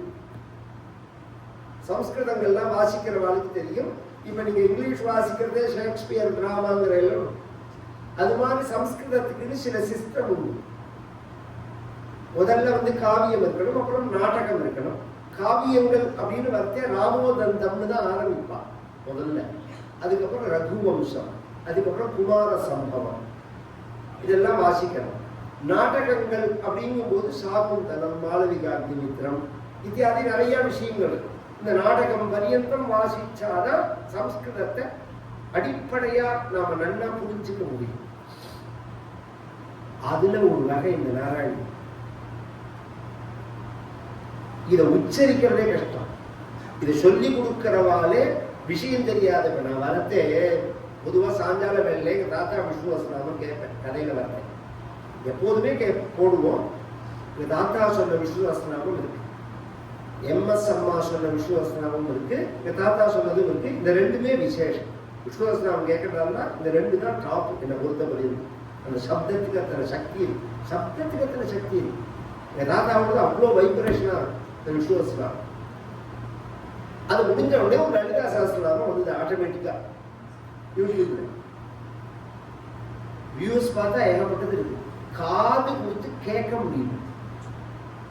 அந்த பத பிரயோகம் இருக்குதுல, ஒரு சினிமாவில் உன் பேர் என்ன அப்படின்னு கேட்ட உடனே பாரதி, கோபாலகிருஷ்ண பாரதி அப்படின்ற உடனே அவனுக்கு யாவும் வராது, நாமும் வராது. உன் பேர் மட்டும் பாரதியான்னு கேட்பான். அது மாதிரி ஷாவும் வரல, ஷாவும் வரல, சேவும் வரல, சேதான் வருது. லலிதா சஹஸ்ரநாமம் முழுக்க அபத்தம். நான் என்ன சொல்றேன், அபத்தமா பாடக்கூடாதுன்னா பேஷா பாடலாம், நீ பாடிக்கலாம். ஒரு ரெக்கார்டு கொடுக்க வந்து ஒரு ரெக்கார்டை கொடுக்கறதுக்கு முன்னாடி எம்எஸ் அம்மா எவ்வளோ தெரியுமா உழைப்பா. நம்ம வீழ்நாதன் மாமாவை கூப்பிட்டு அதை பதம் பதமா பிரிக்க சொல்லுவோம். ப்ரொஃபஸரா இருந்தார், அவரை விட்டு பதம் பதமா பிரிக்க சொல்லி இதுக்கு எப்படி சேருங்குது, இதை எப்படி உச்சரிக்கணும், இதுக்கு என்ன அர்த்தம், இப்படி தெரியாம இந்த இதெல்லாம் விஷ்ணுதாசனாகமோ பஜகோவிக்கோ இதெல்லாம் பாடவே இல்லை. அதை நாம தெரியாம உச்சரிக்கவே கூடாது. இன்னொருத்தருக்கு சொல்லும் போது அது கிளாஸ் ஆயிடுறது. அப்ப கரெக்டா இருந்தா தான் நாம சொல்லலாம், அது கரெக்டா இல்லைன்னா சொல்லக்கூடாது. அது மாதிரி நாராயணியும் ஒரு கிளாஸா தான் இருந்தது. இத சொன்னா வியாதி போகும் அப்படின்னு இன்னைக்கு உலகம் முழுக்க பிரசித்தமானது யாராலன்னா சேங்காலிபுரம் அனந்தராம தீட்சிதரால். அவர் இல்லைன்னா இந்த குருவாயூரப்பனை இன்னைக்கு நாம போய் சாதாரணமா பார்க்கலாம். அவர் தான் இவ்வளவு கூட்டத்தை கலப்பி விட்டது. இல்லைன்னா சாதாரண பிள்ளையார் கோவில் மாதிரி இந்த குருவாயூரப்பன் தான். எனக்கு தெரிஞ்சு 50 வருஷம் முன்னாடி சாதாரணமா இருந்தது. பையன் கூட்டம் உண்டு, சாதாரணமா தான் இருக்கும். அதுக்கு முன்னாடி உள்ள ஒருத்தர் சொன்னார், மும்பாயில ஒரு டாக்டர் சொன்னாரு, டாக்டரோட அப்பா, இப்ப 2020 வருஷம் இருக்கு. அவர் சொல்றார், 110 வருஷம் முன்னாடி எனக்கு சொந்த ஊர் குருவாயூர் தான், பிறந்த ஊர். நானும் என் தம்பியும் ஸ்கூலுக்கு போவோம். போறதே பையன் மாட்டி வாசல்ல வந்து கன்னத்துல போட்டு போவோம். மாமா ஒருத்தர் இருக்க மாட்டா, கேட்க கிடையாது. அப்படி இருந்த குருவாயூரப்பனுக்கு இன்னைக்கு உள்ள போக முடியல. உதயாஸ்தமன பூஜை கிடையாது, டேட் கிடையாது. உதயாஸ்தமன பூஜை கிடையாதுன்னா தேதி கிடையாது. இப்படி ஆனதுக்கு காரணம் என்னன்னா, எங்க தாத்தா அவர் காலத்துல அவருக்கு ஒரு ப்ராப்ளம் வந்தது. அவர் நாராயணியத்தை பாராயணம் பண்ணா, அவருக்கு எப்படி அது பரிச்சயமாச்சு, இது எப்படி ஸ்ப்ரெட் ஆனதுங்கிறதுக்காக சொல்ல வர. இது காவியமா இருந்ததா, பைங்காநாடு கணபதி சாஸ்திரின்னு ஒரு மகா ராஜு சாஸ்திரி காலத்தில் இருந்தவர். அவருக்கு கேரளாவில் ஒரு சம்பந்தம் உண்டு. அங்க போறதை இந்த ஓலச்சுவடி எடுத்துன்னு வந்தாரு. இது வியாக்கரண சுத்தமா பவித்திரமா இருக்கு அப்படிங்கிறத இது ஒரு காவியமா கிளாஸ் மாதிரி இருக்கலாமே அப்படின்னு சொல்லி வித்வான்கள் கிட்ட பரிச்சயப்படுத்தும் போது அவரோட சகாவோ அல்லது சம்திங் சிஷ்யரோ கடலங்குடி நடேசாஷி இந்த ஜீநகர்ல இருந்தா, நடேசன் தெருன்னு இன்னைக்கு மாத்திருக்காலே, அதுக்கு நடே செய்யர் தெரு இருந்தது. அதுக்கு முன்னாடி கடலங்குடி நடே செய்யர் தெரு இருந்தது. இன்னும் கொஞ்ச நாள் நடத்தெருன்னு மாத்திருவாங்க. கடலங்குடி அவர் தான் முதல்ல அங்க இருந்ததே. அதுக்கு முன்னாடி ஆளே கிடையாதுங்க. அவர் தான் முதல்ல அந்த தெருவுக்கு வந்ததே. அவர் இந்த காவியத்தை பார்த்துட்டு ரொம்ப நல்லா இருக்கு அப்படின்னு சொல்லிட்டு பாகவதத்துக்கு வியாக்கியானம் போடும்போது ஸ்ரீதரியத்தோட தமிழ்ல முதல்ல போட்டவர் அவர் தான். பாகவதம் இன்னைக்கு நம்ம சாதாரணமா ஸ்லோகம் அர்த்தம்னு படிச்சா போறாரு. பாகவதத்துக்குள்ள வியாக்கியானங்கள்ல முதலான வியாக்கியானம் ஸ்ரீதரியம் தான். அப்புறம் தான் மற்றதெல்லாம். ஏன்னா பாகவதத்தை புரிஞ்சுக்கிறதுக்கே ஒரு பக்தி வேணும். பக்தியா பாகவதம் ஞேயம்.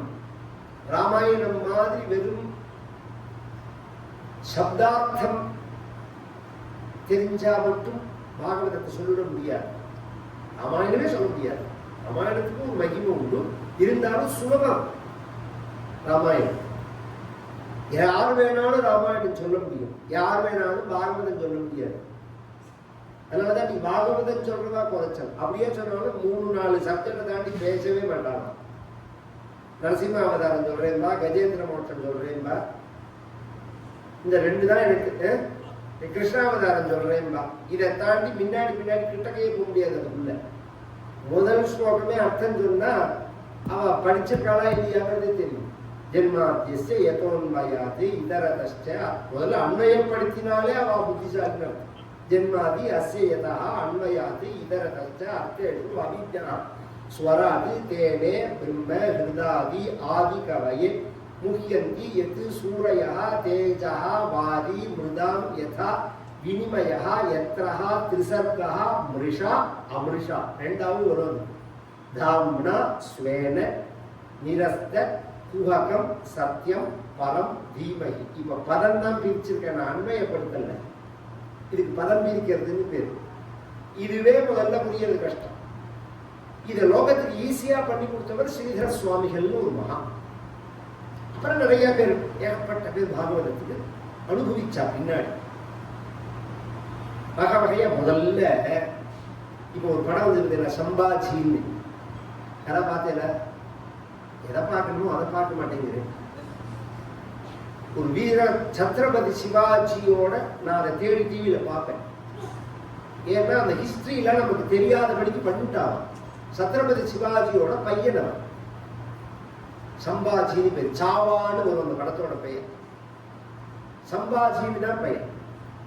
அவுரங்கசீப்புக்கு சிம்ம சொப்பனமா இருந்தவன் சத்ரபதி சிவாஜியும் சரி, சம்பாஜியும் சரி. இது விஷயம் அது வேற, அந்த ஹிஸ்டரிக்குள்ள போகல. இன்னைக்கு நாம சாம்பார்னு ஒண்ணு சாப்பிட்றோமோ அது அவன்கிட்டேருந்து வந்ததுதான். அவன் பேர் சம்போஜின்னு பேர், சம்பாஜி இல்ல. சிவாஜிங்கிற மாதிரி சம்போ அப்படின்னா பரமேஸ்வரன் அர்த்தம். சம்போ ஜி, சம்போஜி.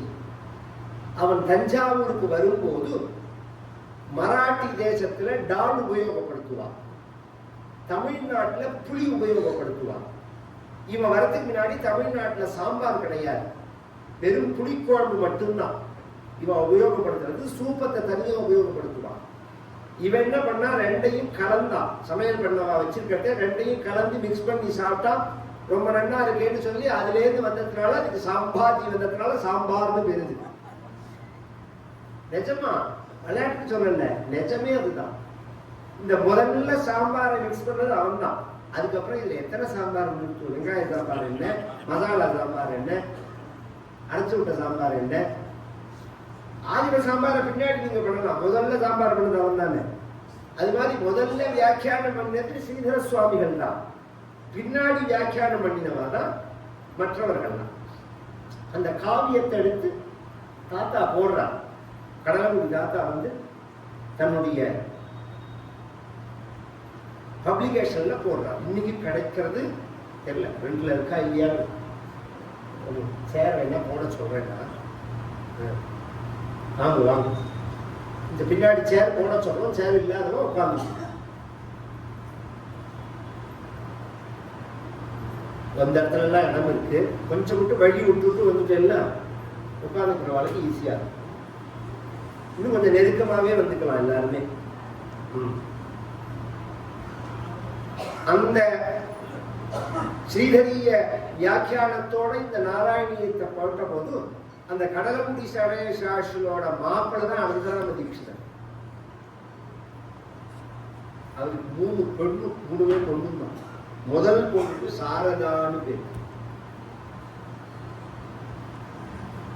சச்சிதானந்த அபிநவன் நரசிம்ம பாரதி பெரியவான்னு இருந்தா சிருங்கேரியில.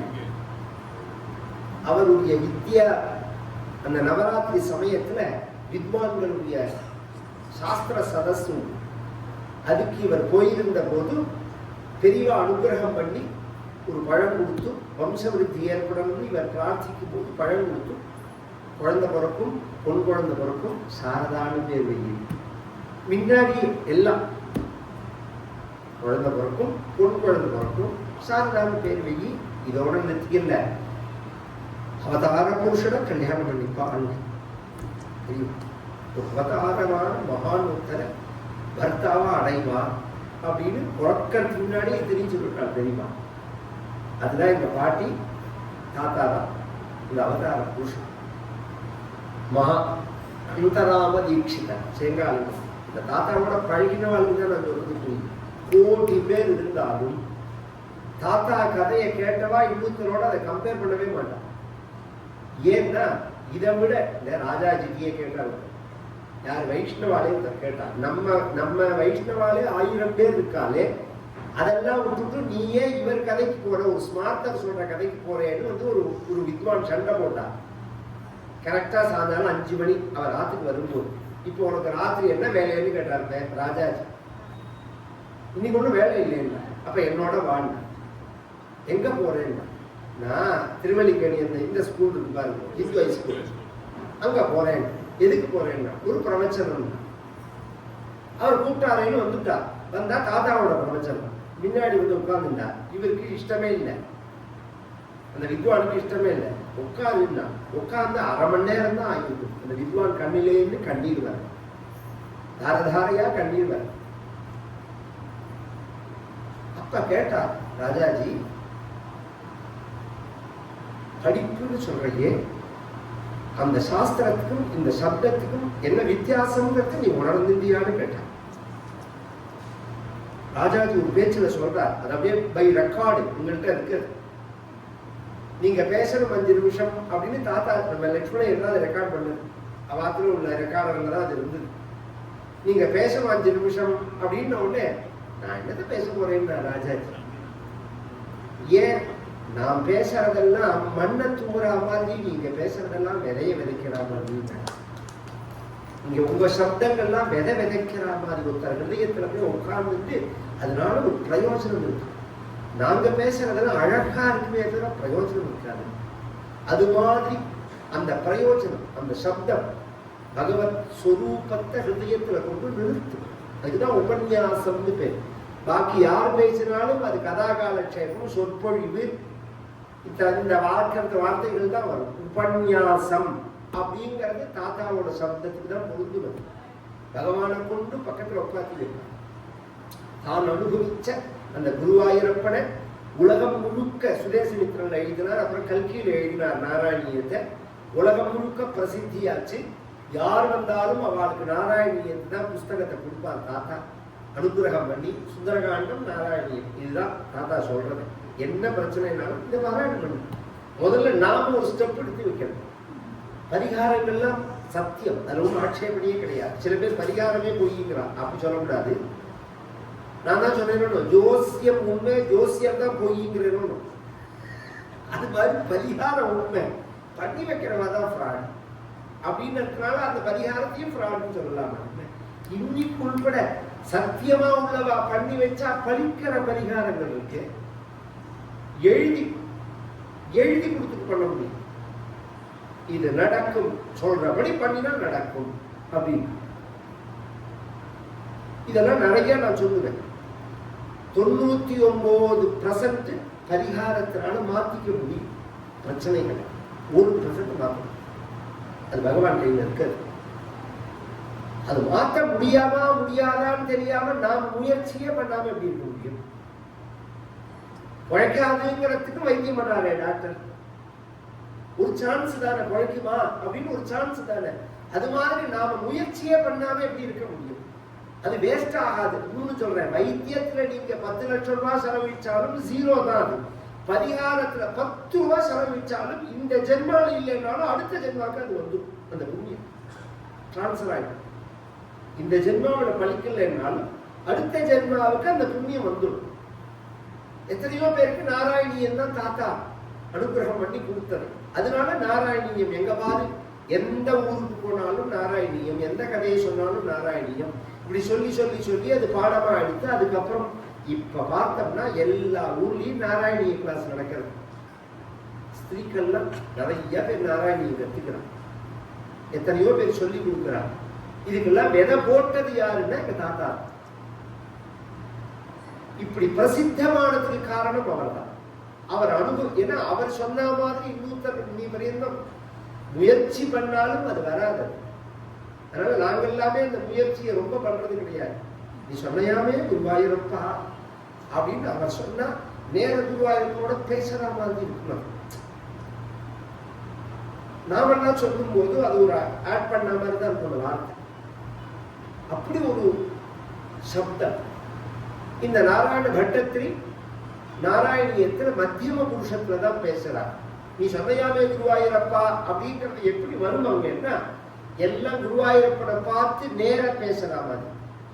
பொதுவா நான் இப்ப கதை சொல்றேன், நீங்கெல்லாம் கேட்கிறேன். கதை சொல்றது நான், கேட்கறது நீங்க, சொல்லப்படுகிறது பகவானோட கதை. இந்த நான் உலகம் முழுக்க அப்படிதான். கதை சொல்லி பகவானுக்கே கதை சொன்னது ரெண்டே பேர் தான். ஒன்று லவகுசர்கள், இன்னொன்று நாராயண பட்டத்திரி. ராமாயணத்தில் லவகுசர்கள் நேர பகவானுக்கே சொன்னார். மமாபிதன் பூதிகரம் பிரபக்ஷியதே, எனக்கே இந்த மங்களத்தை கொடுக்கக்கூடிய ராமாயணமா இருக்குன்னு பகவானே சொல்றான். அதனாலதான் கம்பர் சொல்லும் போது வால்மீகி ராமாயணத்துக்கு ஈக்குவலா ஒரு ராமாயணத்தை சொல்லிடக்கூடாது. ஏன்னா வாங்கரும் பாதம் நான்கும் வகுத்த வால்மீகி என்பான் தீங்கவி செவிகள்லார தேவரும் பருகச் செய்தான். அந்த பகவானே கேட்டான் அந்த ராமாயணத்தை.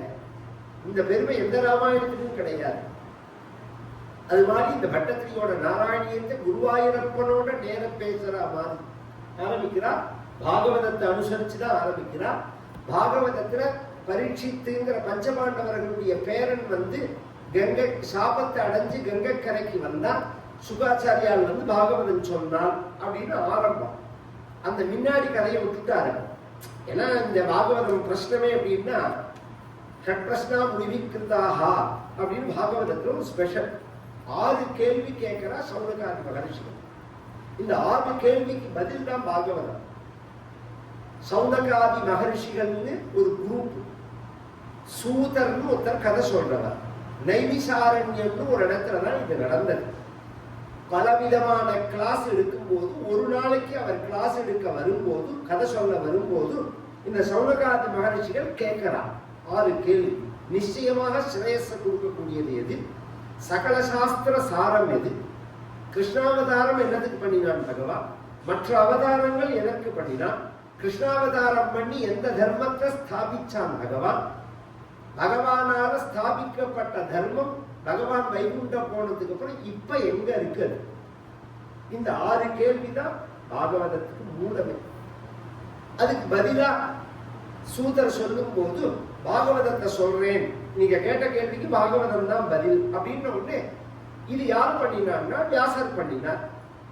எப்ப பண்ணினார்னா நாரதர் உபதேசம் பண்ணி பண்ணினார். எதுக்காக பண்ணினார்னா பகவத் குணத்தை மட்டும் சொல்லணுங்கிறதுக்காக பண்ணினார். மற்ற புராணங்கள்ல பல வகையான கதைகளை சொல்லப்பட்டிருந்தாலும் நிறைய பகவானை பத்தி பேசல அப்படிங்கிற ஒரு குறை இருக்க இந்த ஜனங்களுக்கு சுலபமா கரையேறதுக்கு வழி என்ன, நீதி, சத்தியம், தபஸ், விரதங்கள், அத்தியனங்கள், பூஜைகள், ஹோமங்கள், யாகங்கள், இத்தனை மார்க்கங்கள் இருந்தாலும் எல்லாரையும் இதை ஃபாலோ பண்ண முடியாது.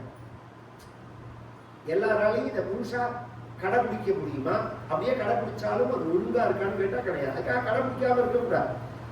சந்தியாதனம் பண்ணல, ஒழுங்கா பண்ணலைங்க சந்தியாதனமே பண்ணாம வந்துடுவார். ஒழுங்கா பண்ணிக்க தெரிஞ்சுக்கணும்னு அர்த்தம். ஏன்னா சந்தியாதனம் பண்றது ஒரு டியூட்டின்னு எப்போ வந்துருத்தோ அப்படி பண்ணாம இருக்கக்கூடாது. டியூட்டியை பண்ணலைன்னா பகவானுக்கு போகணும், கடமையை செய்யல. சந்தியாதனம் இல்லாத வாழ்க்கைதான் அந்த கேள்வி. அது மாதிரி எல்லாராலையும் முடியாத அசக்தர்களுக்கு சுலபமா கரையேறுவதற்கு என்ன வழி அப்படின்னு சொன்னா நல்ல சத்சங்கத்தை மகான்களை அடைஞ்சு அவர்கள் மூலமா பகவத் குணத்தை கேட்டா ஒரு சாமானிய மனிதர்களும் உயர்ந்த நிலைய ஞானத்தை மோட்சத்தை அடையலாம் அப்படிங்கிறதுக்கு என்னோட சரித்திரமே ஒரு உதாரணம்னு நாரதர் சொன்னார். அதுக்கு ஒரு கதையை சொன்னார். இது நான் யார்கிட்டையும் சொல்லல, உங்களோட சொல்றேன் வியாசா அப்படின்னு. தான் ஒரு வேலை செய்தவனோட மகனா இருந்தோம். ஒரு 4 மாசம் மகான்களுக்கு நான் சிசூஷை பண்ணினேன். அதற்கு அவர்கள் என் மேல பிரியத்தை காண்பிக்கிறதுக்காக தத்ரான்வகம் கிருஷ்ண கதா பிரகாயதா அனுகிரகே நாசனவம் மனோகரா தாஸ்ரத்தயா மேனு சமம் விஸ்ருண்வதா பிரியஸ்ரவஸ்யங்க மமா பவத்ரதி. எனக்கு ருச்சியை உண்டாக்கினான். ஒருத்தருக்கு பிரியம் வந்தா, யாருக்கு பிரியம் வருதோ அவள்கிட்ட என்ன பெருசா இருக்கோ அதை கொடுப்பான். பணக்காரனுக்கு பிரியம் வந்தா பணத்தை கொடுப்பான், படிச்சவனுக்கு பிரியம் வந்தா படிப்பை கொடுப்பான். ஒவ்வொருத்தருக்கு யார்கிட்ட என்ன இருக்கோ அதை தானே கொடுக்க முடியும். மகான்களுக்கு பிரியம் வந்தா அவள்கிட்ட இருக்கிறதா கொடுப்பா. ஞானம் இருக்கு, பக்தி இருக்கு, அதுதான் கொடுப்பா. மற்ற எல்லாம் சம்பாதிச்சுக்கலாம். அவன் கொடுக்கலனாலும் நான் சம்பாதிச்சுக்க முடியும். பணமோ பொருளோ மற்றதெல்லாம். இந்த பக்தியோ ஞானமோ மகான்கள் கொடுக்கலன்னா சம்பாதிக்க முடியாது.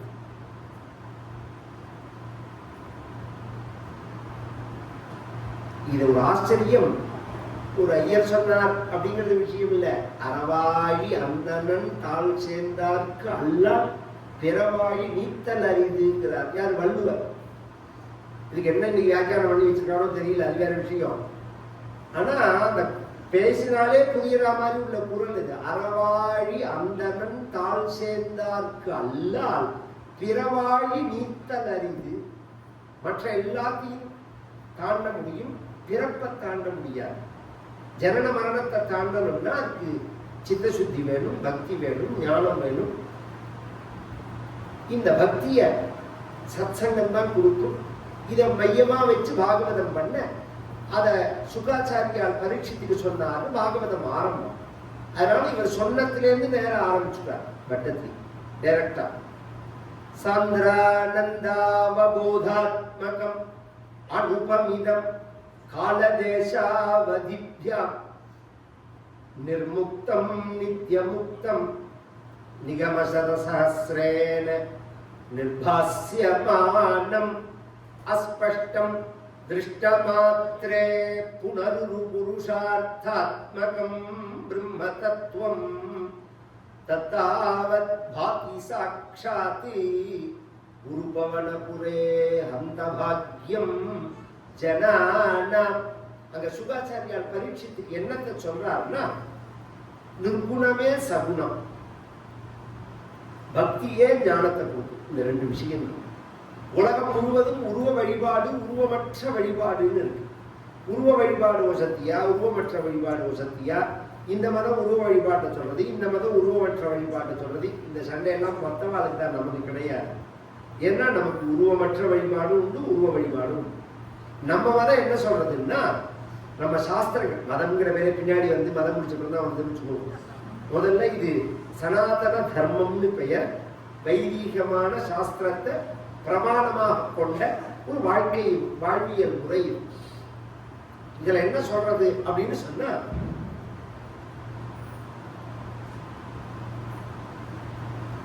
உருவ வழிபாடு இல்லாம நீ, உருவ வழிபாடு செய்யாம நீ உருவமற்ற வழிபாட்டை பின்பற்ற முடியாதுன்னு அர்த்தம். மனோநாசம் ஏற்படாம நீ எப்படி ஐகாகிரியத்தை அடைய முடியும்? மனசுங்கிறது ஒண்ணு அழிஞ்சாதான் நிற்கும், ஒரு இடத்துல நிற்க முடியும். மனசு எப்படி இருக்குன்னா, அது ஒரு பொருளா இல்லை, அது எதை நினைக்கிறதோ அந்த வடிவமா இருக்கு. கண்ணை மூடிண்டா, கண்ணு மூடி இருக்கு, காதை வேணாலும் பொத்திக்கலாம், அப்படி கண்ணை வேணாலும் மூடிக்கலாம், வாயை வேணாலும் மூடிக்கலாம். உள்ளுக்குள்ள எத்தனை விவகாரம் நடக்கும், எப்படி பறக்க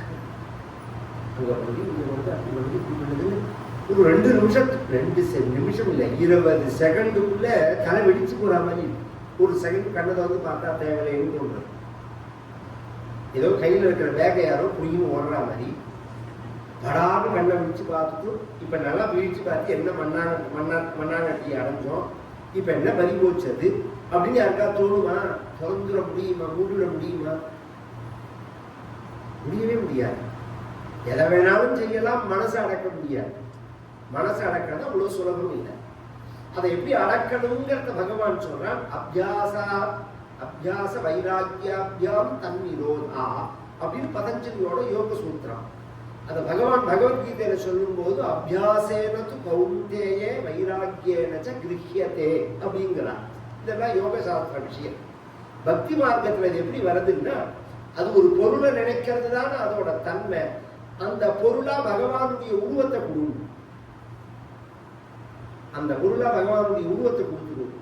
கண்ணுக்கு முன்னாடி கோபாலனுக்கு முன்னாடி உட்காந்து நம்ம பெரியவாள்லாம் சொல்லி கொடுத்தது.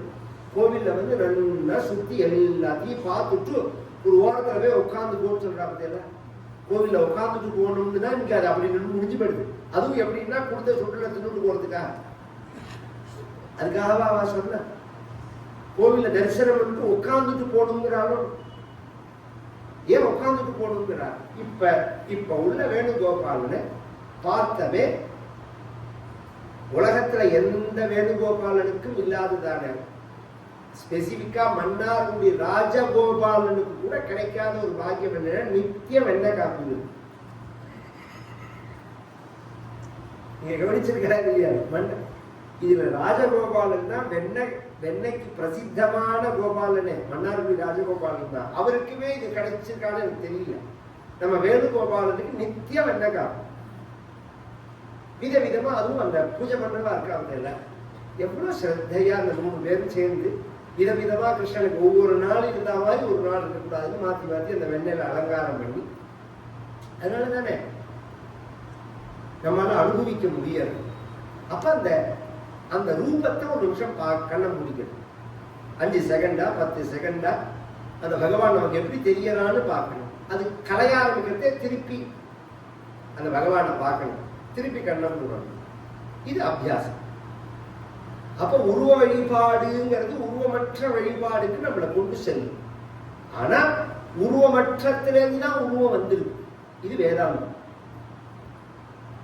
உருவத்திலேருந்து தான் உருவமற்ற நிலைக்கு போக முடியும். இதுவும் வேதாந்தம். உருவமற்றத்திலேருந்து தான் உருவம் வந்திருக்கு. இதுவும் வேதாந்தம். இதை முதல்ல சொல்லிவிட்டு அதுக்கு அடுத்தது உருவ வழிபாட்டுக்கு போகிறார். சாந்திர ஆனந்த அவபோதாத்மகம். அந்த பகவானுடைய ஸ்வரூபம் எப்படி இருக்கு அப்படின்னு சொன்னா சைதன்யத்தோட இருக்கு, ஆனந்தமா இருக்கு, ஞானமா இருக்கு, அறிவா இருக்கு, சித்தா இருக்கு, ஆனந்தமா இருக்கு. இந்த 3 பிரம்மத்தோட அடையாளம். இந்த சைதன்யமோ இந்த அறிவோ இந்த ஆனந்தமோ சரீரத்தோட அடையாளம் இல்லை, இந்திரியங்களோட அடையாளம் இல்லை, மனசோட அடையாளம் இல்லை, புத்தியோட அடையாளமும் இல்லை. மனசு பரியந்தம் இல்லைங்கிறதெல்லாம் ஈஸியா நிரூபிக்கலாம். புத்தியில இல்லைன்னு எப்படி நிரூபிக்க முடியும் அப்படின்னா, ஆழ்ந்த உறக்கம்னு ஒன்று இருக்கு. மனசும் நாசமாகிற நிலை படுத்துன்றதுதான் தெரியும். காத்தனை எழுதி பார்த்தா மணி 8 அப்படின்னு சொல்ற பதில அந்த ஆழ்ந்த உறக்கத்துல புத்தியும் நாசமாகிறது நமக்கு. ஆனா எழுந்த உடனே நீ நேற்றுக்கு எப்ப படுத்துக்கிறத என்ன நினைச்சியோ அதை உன்கிட்ட கொண்டு கொடுக்கறது யார்? அல்ல இந்த கேள்வி. அது அத்தனையும் வரது உனக்கு எப்படி வர? இது அத்தனையும் ராத்திரி யார் வாங்கி வச்சுக்கிறா அப்படின்னு பொழுது விடிஞ்ச உடனே உன்னை யார் திருப்பி கொடுக்குறா? இது புரிஞ்சா புரியும். நான் சொல்றேன், இது புரிஞ்சா புரியும்.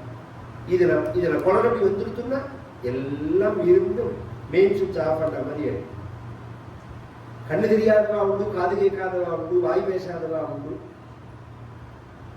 கை கால் இல்லாதவா உண்டு, எல்லாம் இருந்து மூளை இல்லாதவா உண்டு. இதெல்லாம் இருந்தா பெரிய விஷயம்னு நாம் நினைக்கிறோம். இதெல்லாம் நன்னா இருந்து புத்தி சுவாதீனம் இல்லைன்ட்டா எவ்வளவு பெரிய வயத்தறிச்சல் விஷயம். இத்தனை பண்ணியிருக்கானே பகவான் நமக்கு. இத்தனை வயசாகியும் சாப்பிட்ட சாதம் ஜெரிமானமாகிறது. நினைப்பதுக்கு பகவானை வந்து பார்க்க முடியாது, நாராயணியை கேட்க முடியாது. இந்த சௌரியத்தை கொடுத்த பகவானுக்கு நாம இது மாதிரி இந்த ஸ்மரணையை திருப்பி நாம் பண்ணிக்கலன்னு சொல்லிட்டா அப்புறம் அடுத்த ஜென்மாங்கிறது சிவாமி அஜஸ்ர மசுவான் ஆசுதீஸ்வேவ யோகி டி ப்ரமோஷன் தான். நான் என்ன சொல்றேன், ப்ரமோஷன் ஆகவோ இல்லையோ இருக்கிற ஸ்தானத்தையாவது இருக்கணுங்கிறேன். இதுக்கு மேல ப்ரமோஷன் ஆகவோ இல்லையோ அது வேற விஷயம். இப்ப என்ன இருக்குமோ அதுல இருக்கணும். அதுக்கு கீழே விடக்கூடாது. மனித பிறவியும் வேண்டுவதே இம்மாநிலத்தே அப்படிங்கிறார். அப்புறம் பக்தியோட ரசத்தை காமிக்கிறார். அதுல இன்னொரு விஷயமும் இருக்கு. நீ எனக்கு மோட்சம் கொடுக்குறியோ இல்லையோ இதையாவது கொடுன்னா, இந்த ஜென்மாவாவது கொடு, உனக்கு கைகரியம் பண்ற ஜென்மாவாவது கொடு, ஒரு கால் அதுக்கு எனக்கு தகுதி இல்லைன்னாலும் நான் புழுவாதான் பிறக்கணும்னாலும் புழுவாயி பிறக்கினும் புண்ணியா உன் திருவடி என் மனத்தை வழுவாதிருக்க வரம் வேண்டும் அப்படிங்கிறார். நான் புழுவா பிறந்தாலும் உன்னை நினைக்கிற மாதிரி எனக்கு ஒரு பாக்கியத்தை கொடுக்கணும் அப்படிங்கிறார். இதெல்லாம் ரொம்ப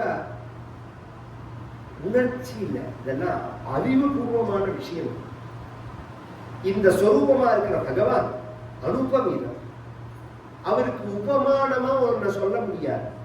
இது மாதிரி இருக்கும், அது மாதிரி இருக்கும், அது மாதிரி இருக்கும் அப்படின்னு காலத்தினாலேயோ தேசத்தினாலேயோ ஒரு எல்லையை அவருக்கு வைக்க முடியாது. பால் எப்படி இருக்கும்?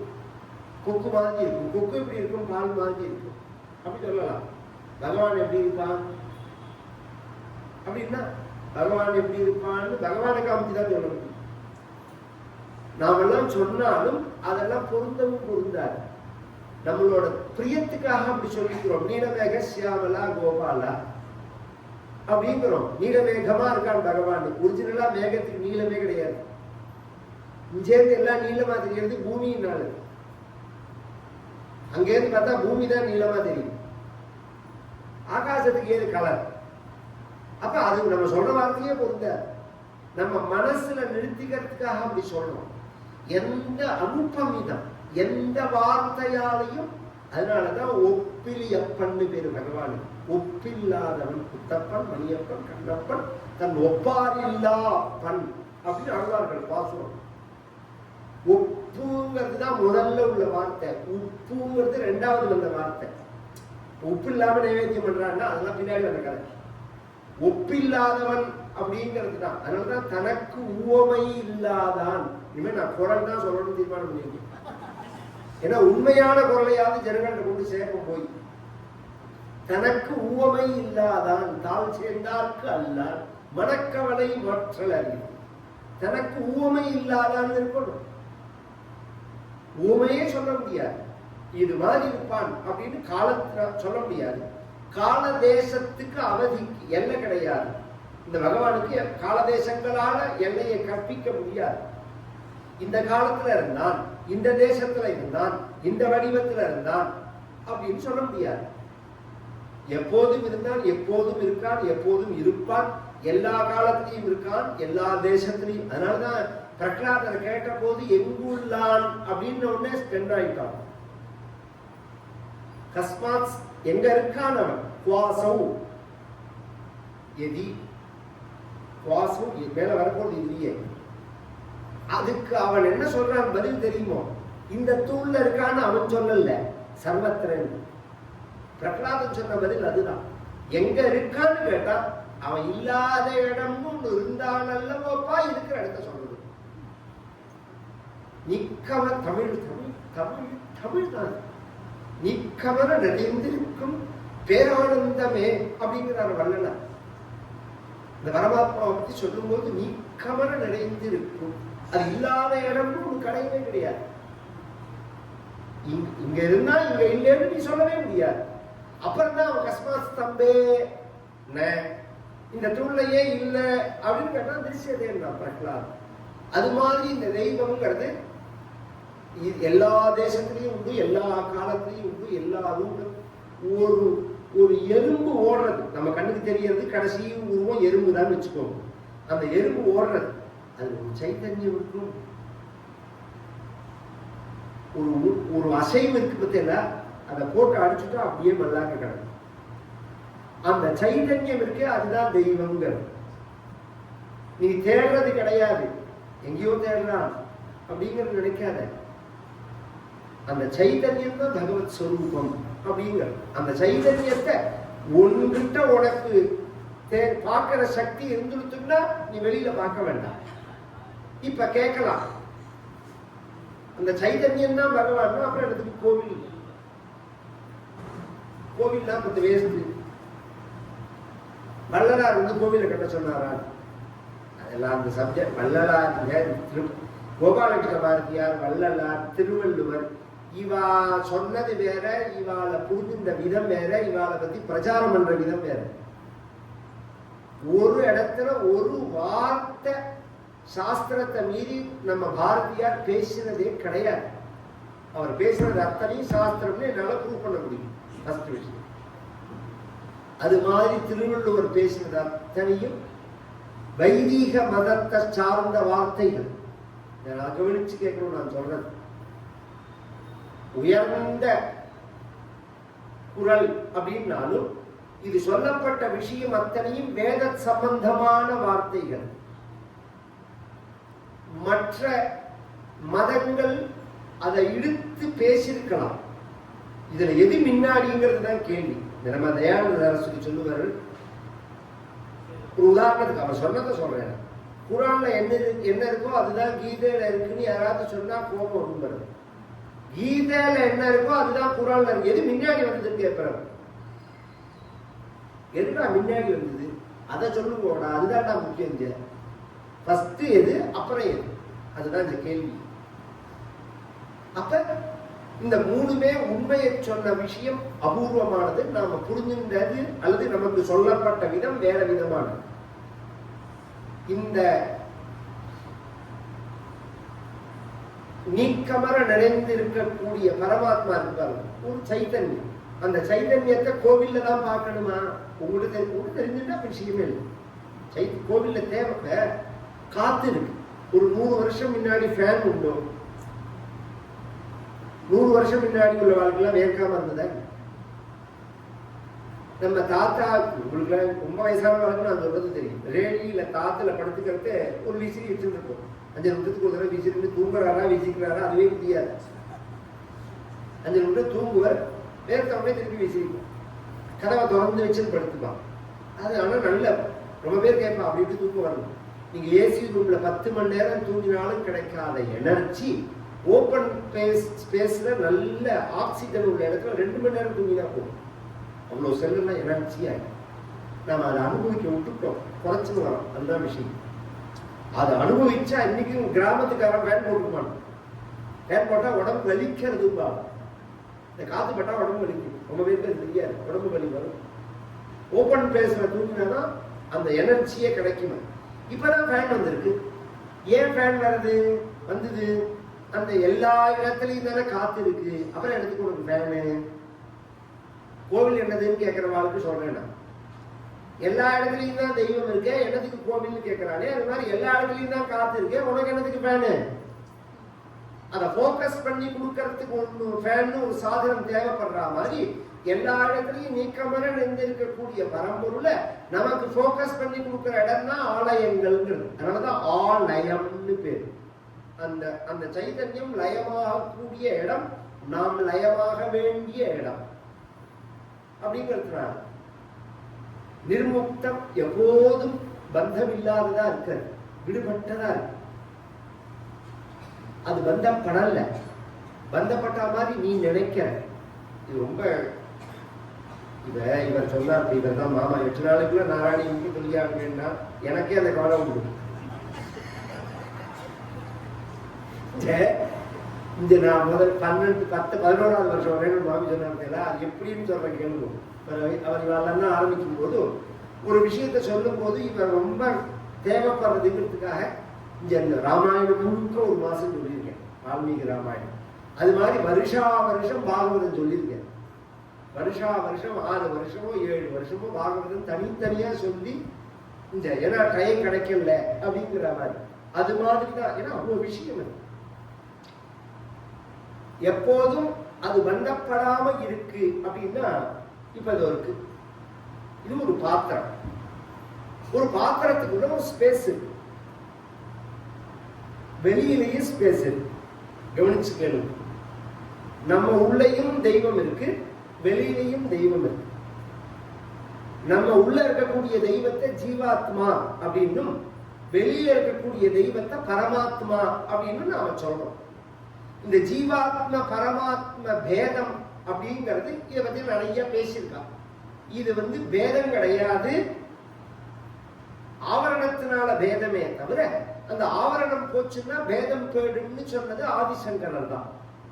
இது தனியாவே உள்ளதுன்னு மற்ற சித்தாந்திகள்லாம் பேசலாம். ஆதிசங்கரர் சொல்றார், அவதான் முதல்ல சொன்னது, அப்புறம் தான் மிச்சவெல்லாம் பேசினதுன்னு வச்சுக்கோங்க. இதை பத்தி இன்னைக்கு விசாரம். இது ரொம்ப பெருசா மண்டையை உடைச்சுக்கலாம நாம புரியுற மாதிரி சொல்றேன். இந்த பாட்டிலுக்குள்ள ஒரு ஸ்பேஸ் இருக்கு, இப்படி வெளியில ஒரு ஸ்பேஸ் இருக்கு. இதை ஒரு பானைன்னு வச்சுக்கோங்க. இது இப்ப பிளாஸ்டிக்ல இருக்கு, இது ஒரு மண் பானைன்னு வச்சுக்கோங்க. அதுக்குள்ள ஒரு ஸ்பேஸ் இருக்கு. இது கடாகாசம்னு பேரு. வெளியில இருக்கிற ஸ்பேஸ்க்கு மகதாகாசம்னு பேரு. ரெண்டுக்கும் ஆகாசம்னு தான் பேரு. ஜீவ ஆத்மா, பரம ஆத்மா அப்படிங்கிற. இத ஜீவாத்மான்னு ஏன் சொல்றோம், வெளியில இருக்கிறத பரமாத்மான்னு ஏன் சொல்றோம், வெளியில இருக்கிறத ஓபன் ஸ்பேஸ் மகதாகாசம்னு ஏன் சொல்றோம், இதை ஏன் கடாகாசம்னு சொல்றோம்னா, இந்த வார்த்தை வரதுக்கு காரணமா இருக்கக்கூடியது அந்த பானை. அந்த பானையை போட்டு உடைச்சுட்டா அந்த ஸ்பேஸ் எங்க போச்சு? எங்கேயுமே போடல, அது அங்கேயே தான் இருக்கு. அதுக்குள்ள ஒரு ஆவரணமா இருந்த பானையை தான் உடைக்கணும். இந்த விஷயமே அதுதான். நந்தவனத்தில் ஒரு ஆண்டி அவன் 4 மாதமாய் குயவனை வேண்டி கொண்டு வந்தான் ஒரு தோண்டி அதை கூத்தாடி கூத்தாடி போட்டு உடைத்தான். இந்த பாட்டு சித்தர் பாட்டு இந்த விஷயத்தை சொல்றதுதான். கிருஷ்ணாவதார லீலைகளை சொல்ற வார்த்தை இல்லை. நந்தவனத்தில் ஒரு ஆண்டி 4 மாதமாய் குயவனை வேண்டி, 4 6 10 குயவன்னா பிரம்மா, கொண்டு வந்தான் ஒரு தோண்டி. தோண்டினா உடம்பு.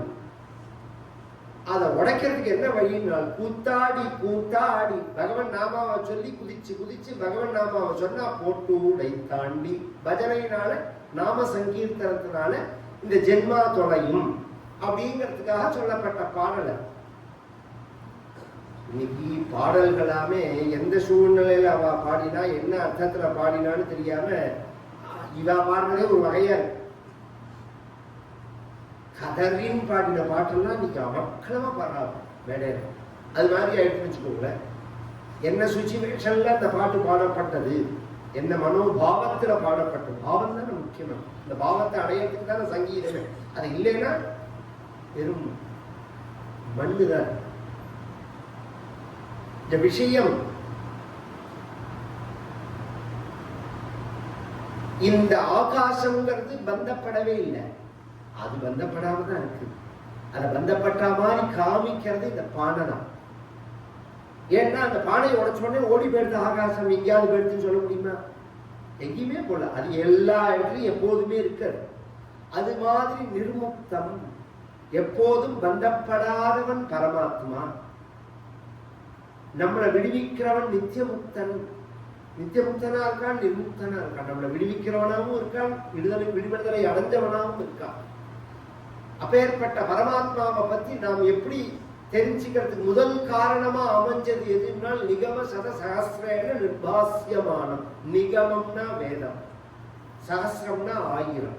1100 உபனிஷத்துக்கள்னு சாஸ்திரம். நம்ம வேதங்கள்ல மொத்தம் எத்தனை உபனிஷத்து இருக்கு அப்படின்னா 1100 உபனிஷத்து இருக்கு. இதுல 10 உபனிஷத்துக்கு தான் ஆச்சாரியால் பாஷ்யம் பண்ணியிருக்காங்க. ஆதிசங்கரன் உங்களுக்கு கிடைக்கிறது பிரச்சனை தான் கிடைக்கிறது. அவர் பாஷ்யம் பண்ணது 10க்கு தான். தஜோபனிஷதம் தான். 1100 உபனிஷத்து இருக்கு. பரமாத்மாவை பற்றி சொல்லக்கூடிய விஷயங்கள், பேசக்கூடிய சாஸ்திரங்கள். அதாலேயுமே இதுதான் பரமாத்மா அப்படின்னு நிர்ணயம் பண்ணி சொல்ல முடியாததா இருக்கு. ஏன்னா ஒரு பொருளை நாம் எப்படி அறிஞ்சுக்கிறோம் அப்படின்னு சொன்னா பிரத்யக்ஷத்தினால, அனுமானத்தினால, அனுபவத்தினால அறிஞ்சுக்கிறோம். இந்த பிரத்யக்ஷ அனுமான அனுபவத்துக்கு அப்பாற்பட்டதா பரமாத்மா இருக்கிறதுனால இது மூணுமே எடுபடாம போயிடுறது. பிரத்யக்ஷம்னா கண்ணால பார்க்கறது, அனுமானம் அப்படின்னா யூகத்தினுடைய அடிப்படையில் உள்ளது, அனுபவம் அப்படின்னா அவளுடைய ஃபீலிங். இப்ப கண்ணால பார்க்கிற பொருள் இருக்கு, இந்த பொருளுக்கு யூகம் எப்படி வர்றது அப்படின்னா சப்தமா வருது. புதிய 2 விதமா சொல்லலாம். ஒரு குழந்தைன்னு சொல்றேன், ஒரு 6 மாச குழந்தை அப்படின்னு எல்லார் கண்ணிலையும் அந்த குழந்தை வந்துருந்தா இல்லையா? நான் அந்த வார்த்தையை சொன்னோடனே உருவம் வந்துடுறது. ஒரு உருவத்தை பார்த்தா ஒரு வார்த்தை ஞாபகம் வருது நமக்கு. அப்படியே மிரட்டி கொண்டு வரும். ஒரு நாயை பார்த்த உடனே என்ன தோன்றது நமக்கு? நாய் அப்படின்னு தோன்றது. ஒருத்தர் சொன்னார், ஒருத்தர் அதுல போய் கேட்டாரா இந்த நாய்க்கு என்ன பெயர்? நாய்க்கு நாய் தான் பேரு.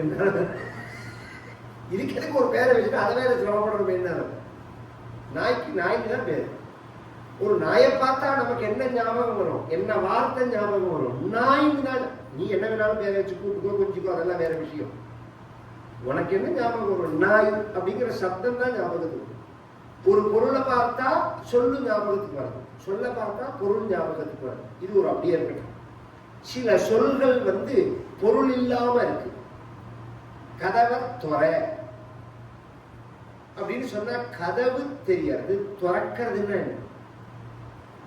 அப்ப அது என்ன பொருளா இருக்கா, செயலா இருக்கா? அப்ப எப்படி நாம அதை தெரிஞ்சுக்கிறோம்னா அனுமானத்தினால தெரிஞ்சுக்கிறோம், யூகத்தினால தெரிஞ்சுக்கிறோம். இன்னும் சில பொருள் யூகமாவும் இல்லை. நான் கோபமா இருக்கேன், என்கிட்ட பேசாதேன்னு ஒருத்தர் சொன்னா நமக்கு புரியாது. கோபம்ங்கிறது செயலா இருக்கா பொருளா இருக்கா? செயலாவும் இல்லை பொருளாவும் இல்லை. ஆனா நமக்கு எப்படி புரியறது? அந்த கோபம் நம்ம கிட்ட இருக்கிறதுனால. என்ன கவனிச்சு கேள்வி, தூக்கம் வர மாதிரி தான் இருக்கும். ஆனா தெரிஞ்சுக்கணும். அதுக்குதான் நம்ம சாஸ்திரங்கள்லாம் முயற்சி பண்றோம். அந்த கோபம் நம்ம கிட்ட அனுபவத்துல இருக்கு. ஒன்னும் அனுபவத்துல இருக்கணும், அல்லது யூகத்தினால தெரிஞ்சுக்கலாம், அல்லது ரூபத்தினால தெரிஞ்சுக்கலாம். இப்ப எல்லாம் சொல்லிட்டேன், பிரம்மம்னு சொல்றேன். இத ரூபத்தினால தெரிஞ்சுப்பேலா, யூகத்தினால தெரிஞ்சுப்பேலா, அனுபவத்தால தெரிஞ்சுப்பேன். ஏன்னா யூகத்திலையும் இல்லை, ரூபத்திலையும் இல்லை, அனுபவத்திலையும் இல்லை, சாஸ்திர யோகித்துவா. அப்ப சாஸ்திரத்தினாலதான் தெரிஞ்சுக்கணும். சாஸ்திரம் மட்டும் எப்படி சொல்ல முடியும்னா, உனக்கு எதெல்லாம் ரூபத்துல இருக்கோ, எதெல்லாம் யூகத்துல இருக்கோ, எதெல்லாம் அனுபவத்துல இருக்கோ, அதெல்லாம் விளக்கிறது சாஸ்திரம். அதான் இந்த விஷயம். சாஸ்திரம் ஒன்றும் பெருசா நமக்கு பண்ணல. கிணத்துக்குள்ள குப்பையை கொட்டி தண்ணி இல்லாம பண்ணிட்டோம். அந்த குப்பையை முழுக்க வாரி தூர் எடுத்த உடனே தண்ணியை கொண்டு ஊத்துறமா இந்த கிணத்துல தானா வர. அது மாதிரி உங்ககிட்ட இருக்கு, அந்த ஞானம் உங்ககிட்ட இருக்கு, அந்த பிரம்மஸ்வரூபம் நீனே தான். அதுக்கு மேல இருக்கக்கூடியதான அழுக்கெல்லாம் விலக்கி விட்டா எப்படி பிரம்மஸ்வரூபம் தானா கண்ணாடியை தொடச்சா எப்படி முகம் பளிச்சுன்னு தெரியறதோ, அது மாதிரி சித்த சுத்தி ஏற்பட்டதுன்னா, அஜ்ஞானம் நிவர்த்தியாச்சுன்னா அது நமக்கு புரியும்ங்கிறதுதான் சாஸ்திரம் பல வகையில சொல்றது. அது என்ன சொன்னாலும் புரிஞ்ச மாதிரி இருக்கு. ஏன்னு சொல்ற சாப்பிடனே புரிஞ்சுக்கணும். அதை முடிஞ்ச உடனே புரியாத மாதிரி இருக்கு. நமக்கு 24 மணி நேரமும் அந்த அந்த அந்த ஞானத்துல இருக்கணும். இது தொடர்ந்து செஞ்சுட்டே வரணும் இந்த காரியத்தை. இது எதற்காக செய்யணும்? எனக்கு சார் நான் பாட்டுக்கு என் வேலையை பார்த்துட்டு இருக்கேன், குழப்ப பார்த்துட்டு இருக்கேன், சம்பாதிச்சுட்டு இருக்கேன், சாப்பிட்டு இருக்கேன், எல்லாம் வாஸ்தவம் தான். துக்கம் இல்லாம இருக்கியா இல்ல சுகமா இருக்கியா? இதுக்கு 2 கேள்வி. துக்க நிவர்த்திக்கு தானே இத்தனையும் பண்ற, ஆமா. சுக பிராப்திக்கு தானே இத்தனையும் பண்ற, ஆமா. இந்த 2மே உனக்கு கிடைச்சதான கேள்வி. சுகப்பிராப்தி நிரந்தரமா இல்லை. ஒரு சுகத்தை அடைஞ்சா அந்த சுகம் நம்ம கையை விட்டு நழுவாம இருக்கான்னா இல்ல. ஒரு துக்கம் அப்படிங்கிறது விலகிக்கணும்னு முயற்சி பண்ணினா அந்த துக்கம் விலகி போயிட்டா வராம இருக்கான்னா இல்ல. துக்கம்னு உடனே ஒரு பெரிய கஷ்டம், ஒரு நஷ்டம், இதெல்லாம் தான் நினைக்க வேண்டாம். ஆச்சாரியால் பாஷ்யத்துல சொல்லும் போது அன்னைக்கு பசிதாகம் ஏற்படுறதே அதுவே துக்கம் தானே. அன்னைக்கு ஒரு பசிக்கிறது. பசிங்கிறது வாய்க்கு மட்டும் இல்லை, கண்ணு, காது, மூக்கு, அதற்கு எது உணவோ அது அதோட பசி. கண்ணால பார்க்கறதுங்கிற அந்த அந்த ஆர்வம் இருக்கு, அது அதோட பசி. காதால கேட்கறதுங்கிறது காதோட பசி. மூக்கால நுகரணும், இதுக்குதானே அலையணும். திருப்பி இதுக்குதான் அலையணும். இது நின்றுதான் எங்கேயாவது சாப்பிட்டு நல்ல ஜம்மு சமாராதனை சாப்பாடு குடிச்ச உடனே சாயங்காலம் ஒண்ணும் வேண்டாம் எனக்குங்கிறாங்க. 4 மணிக்கு காப்பியோட சாப்பிடுறது ஏதாவது வச்சிருக்கியாங்களாம். ஏந்துன உடனே ஒண்ணும் வேண்டாம்னு 12 மணிக்கு தானே சொன்னேன். அப்புறம் 4 மணிக்கு ஏதாவது இருக்கான்னு கேட்கறீங்க. அது நிற்க மாட்டேங்கிறது. பொழுது முடிஞ்சா வியாதிஷ்ட நிவர்த்தி. நான் என்ன சொல்றேன், சாப்பிடாம இருக்க முடியாது. அந்த சாப்பாட்டையும் ஒரு வியாதி, பசிங்கிறது ஒரு வியாதி, அதை போக்கிக்கிறதுக்குள்ள மருந்து சாப்பாடுன்னு நினைச்சு சாப்பிடுங்கிறத ஆதிசங்கரன். அப்படியே சாப்பிடுறோம், மருந்த சாப்பாடா சாப்பிடுறோம். நம்ம சாப்பாட மருந்தா சாப்பிடுன்னு சொன்னா அவர் சொன்னது எங்கிருந்த காலம் இப்ப எப்படி இருக்குன்னா மருந்து ஒரு குடி மாத்திராமலம் காத்தால ஒரு குடி மத்தியானம் ஒரு குடி ராத்திரி ஒரு குடி இந்த நிலையில ஓடிட்டு இருக்கு. அதனாலதான் இது உன்னால விலகிக்க முடியாது, அறிய முடியாது. யதோவாசோ நிவர்த்தந்தே அப்ராப்ய மனசா சஹா ஆனந்தம் பிரம்மனோ வித்வான் அப்படிங்கிறது வேதம். வாக்குக்கும் மனதிற்கும் எட்டாதவன். இது எந்த மொழியிலையும் சொல்லாம தமிழ்ல இருக்கு இந்த வார்த்தை. உணர்ந்து ஓதற்கு அறியவன். வேற ஏதாவது மொழியில காமிச்சிருக்கோம் பார்ப்போம். யதோவாசோ நிவர்த்தந்தே அப்ராப்ய மனசாசகான்னு உபனிஷத்து என்ன சொன்னதோ அது அப்படியே தமிழ் சொல்றது. உணர்ந்து ஓதற்கு அறியவன் அப்படின்னு.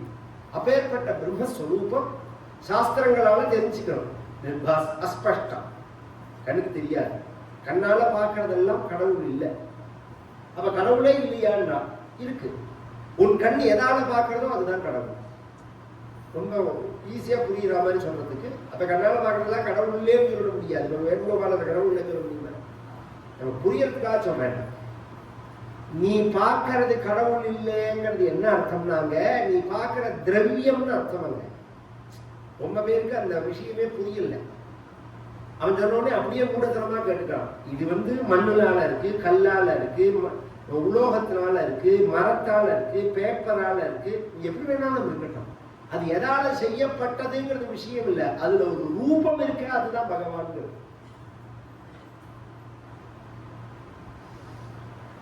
அந்த ரூபத்தை நீ எப்படி பகவான் இல்லைன்னு சொல்ல முடியும்? பகவான் இல்லைன்னு சொன்னவருக்கே ரூபம் இருக்கு எல்லா இடத்துலையும். தெரிவிக்குது மாலை என்ன மரியாதை என்னன்னு அப்படிங்கிறதே பகவான் இல்லைன்னு எப்படி நீ சொல்ல முடியும்? இதுல என்ன சுவாரஸ்யம்னா அதுக்கு காவல் வேற. நமக்குள்ள பண்றது எவ்வளவு நமக்கே தோண வேண்டாமா? நம்ம பேசுறதோ நம்ம செய்யறதோ ஒரு மூடத்தனத்தினுடைய அடிமுட்டால். இவன் என்ன சொன்னா, வழிபடுறவன் முட்டாள்னா அதை செய்யறவன் தான் முட்டாள், இதை சொல்றவன் தான் முட்டாள். இருக்குன்னு சொல்றதுக்கு தான் அறிவு வேணும், இல்லைன்னு சொல்றதுக்கு அறிவு. ஒரு விஷயத்தை இருக்குன்னு சொல்றதுக்கு தான் அறிவு வேணும், இல்லைன்னு சொல்றதுக்கு அறிவே வேணும்.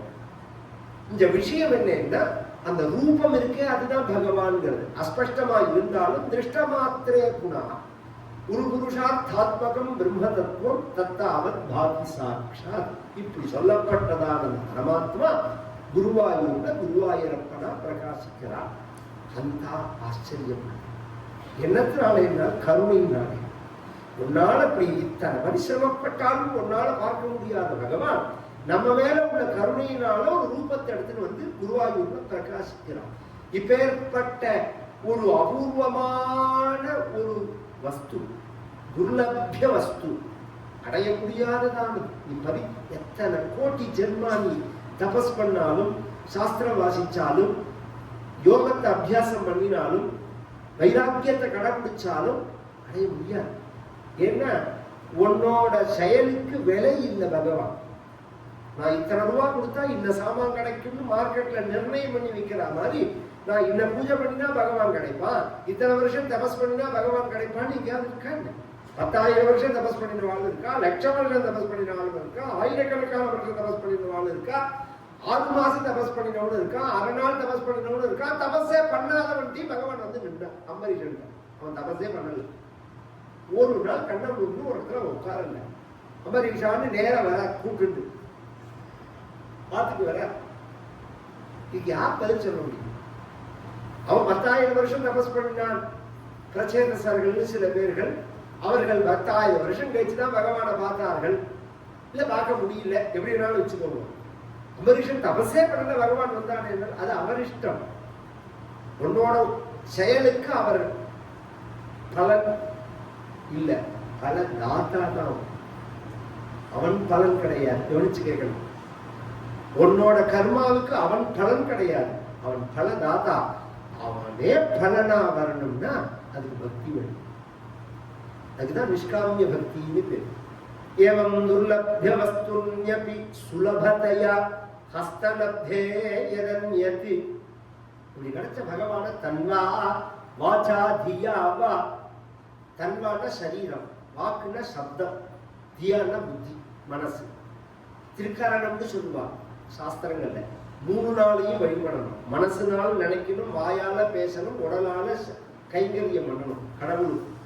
இப்படி செஞ்சு ஒருத்தன் அந்த பாக்கியத்தை அடையலைன்னா பதஜி பஜதி பதஜனா சுத்ரதெய்வ. இவனு செய்யாம இல்லை, நான் உங்களைதான் நம்பியிருக்கேன்னு பிச்சைக்கார பயங்கரே சொல்றான். கோடீஸ்வரன் என்ன சொல்லணும், உங்களைதான் நம்பியிருக்கேன்னு. இந்த கோடீஸ்வரன் பகவான் தான்.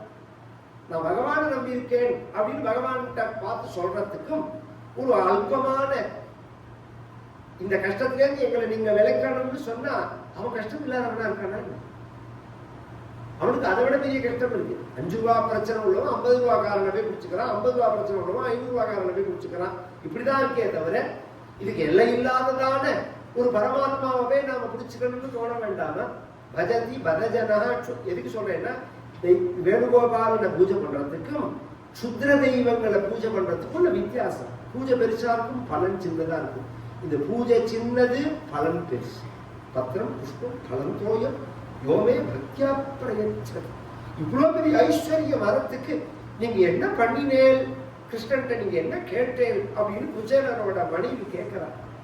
வாயப்பொருள்னு சொன்னேலா, கஷ்டம்னு சொன்னேலா நீங்க? நான் சொல்லல. அவன் கேட்டானா? கேட்கல. அப்புறம் இவ்வளவு செல்வம் எப்படி வந்தது? மகாவிபூதே ரவலோகதோன்யா நைவோபபத்யேத யதூத்தமஸ்ய. என்னை ஏறங்க ஒரு தடவை பார்த்தான், என்னை ஏறங்க ஒரு தடவை பார்த்தான். அதோட பலனா இருக்கு. அதோட பலன் கூட அவரால் சொல்ல முடியல. அது சொல்லக்கூடாது, அதை நிறுத்திடுறாங்க. அதோட இந்த கிராமங்கள்ல ஒரு வச்சனம், மெயின் பயிருக்கு ஊடுருவல் பயிர்னு சொல்லுவாங்க.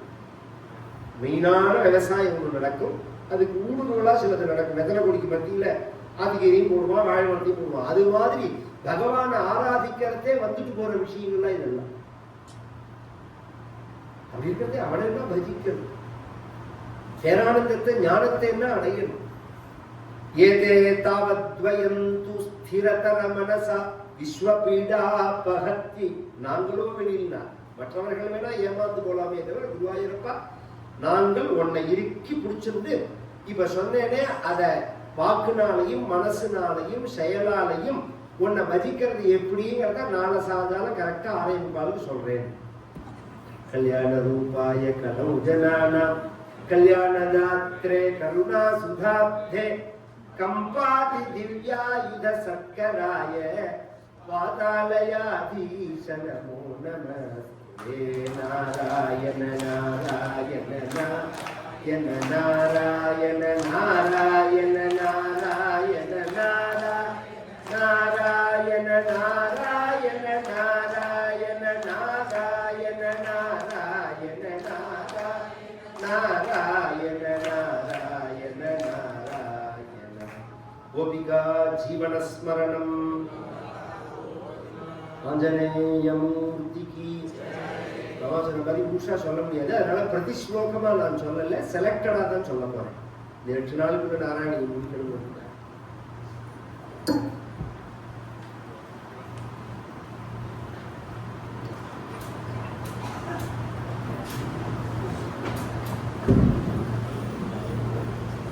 வீடியோ ஆடுறதான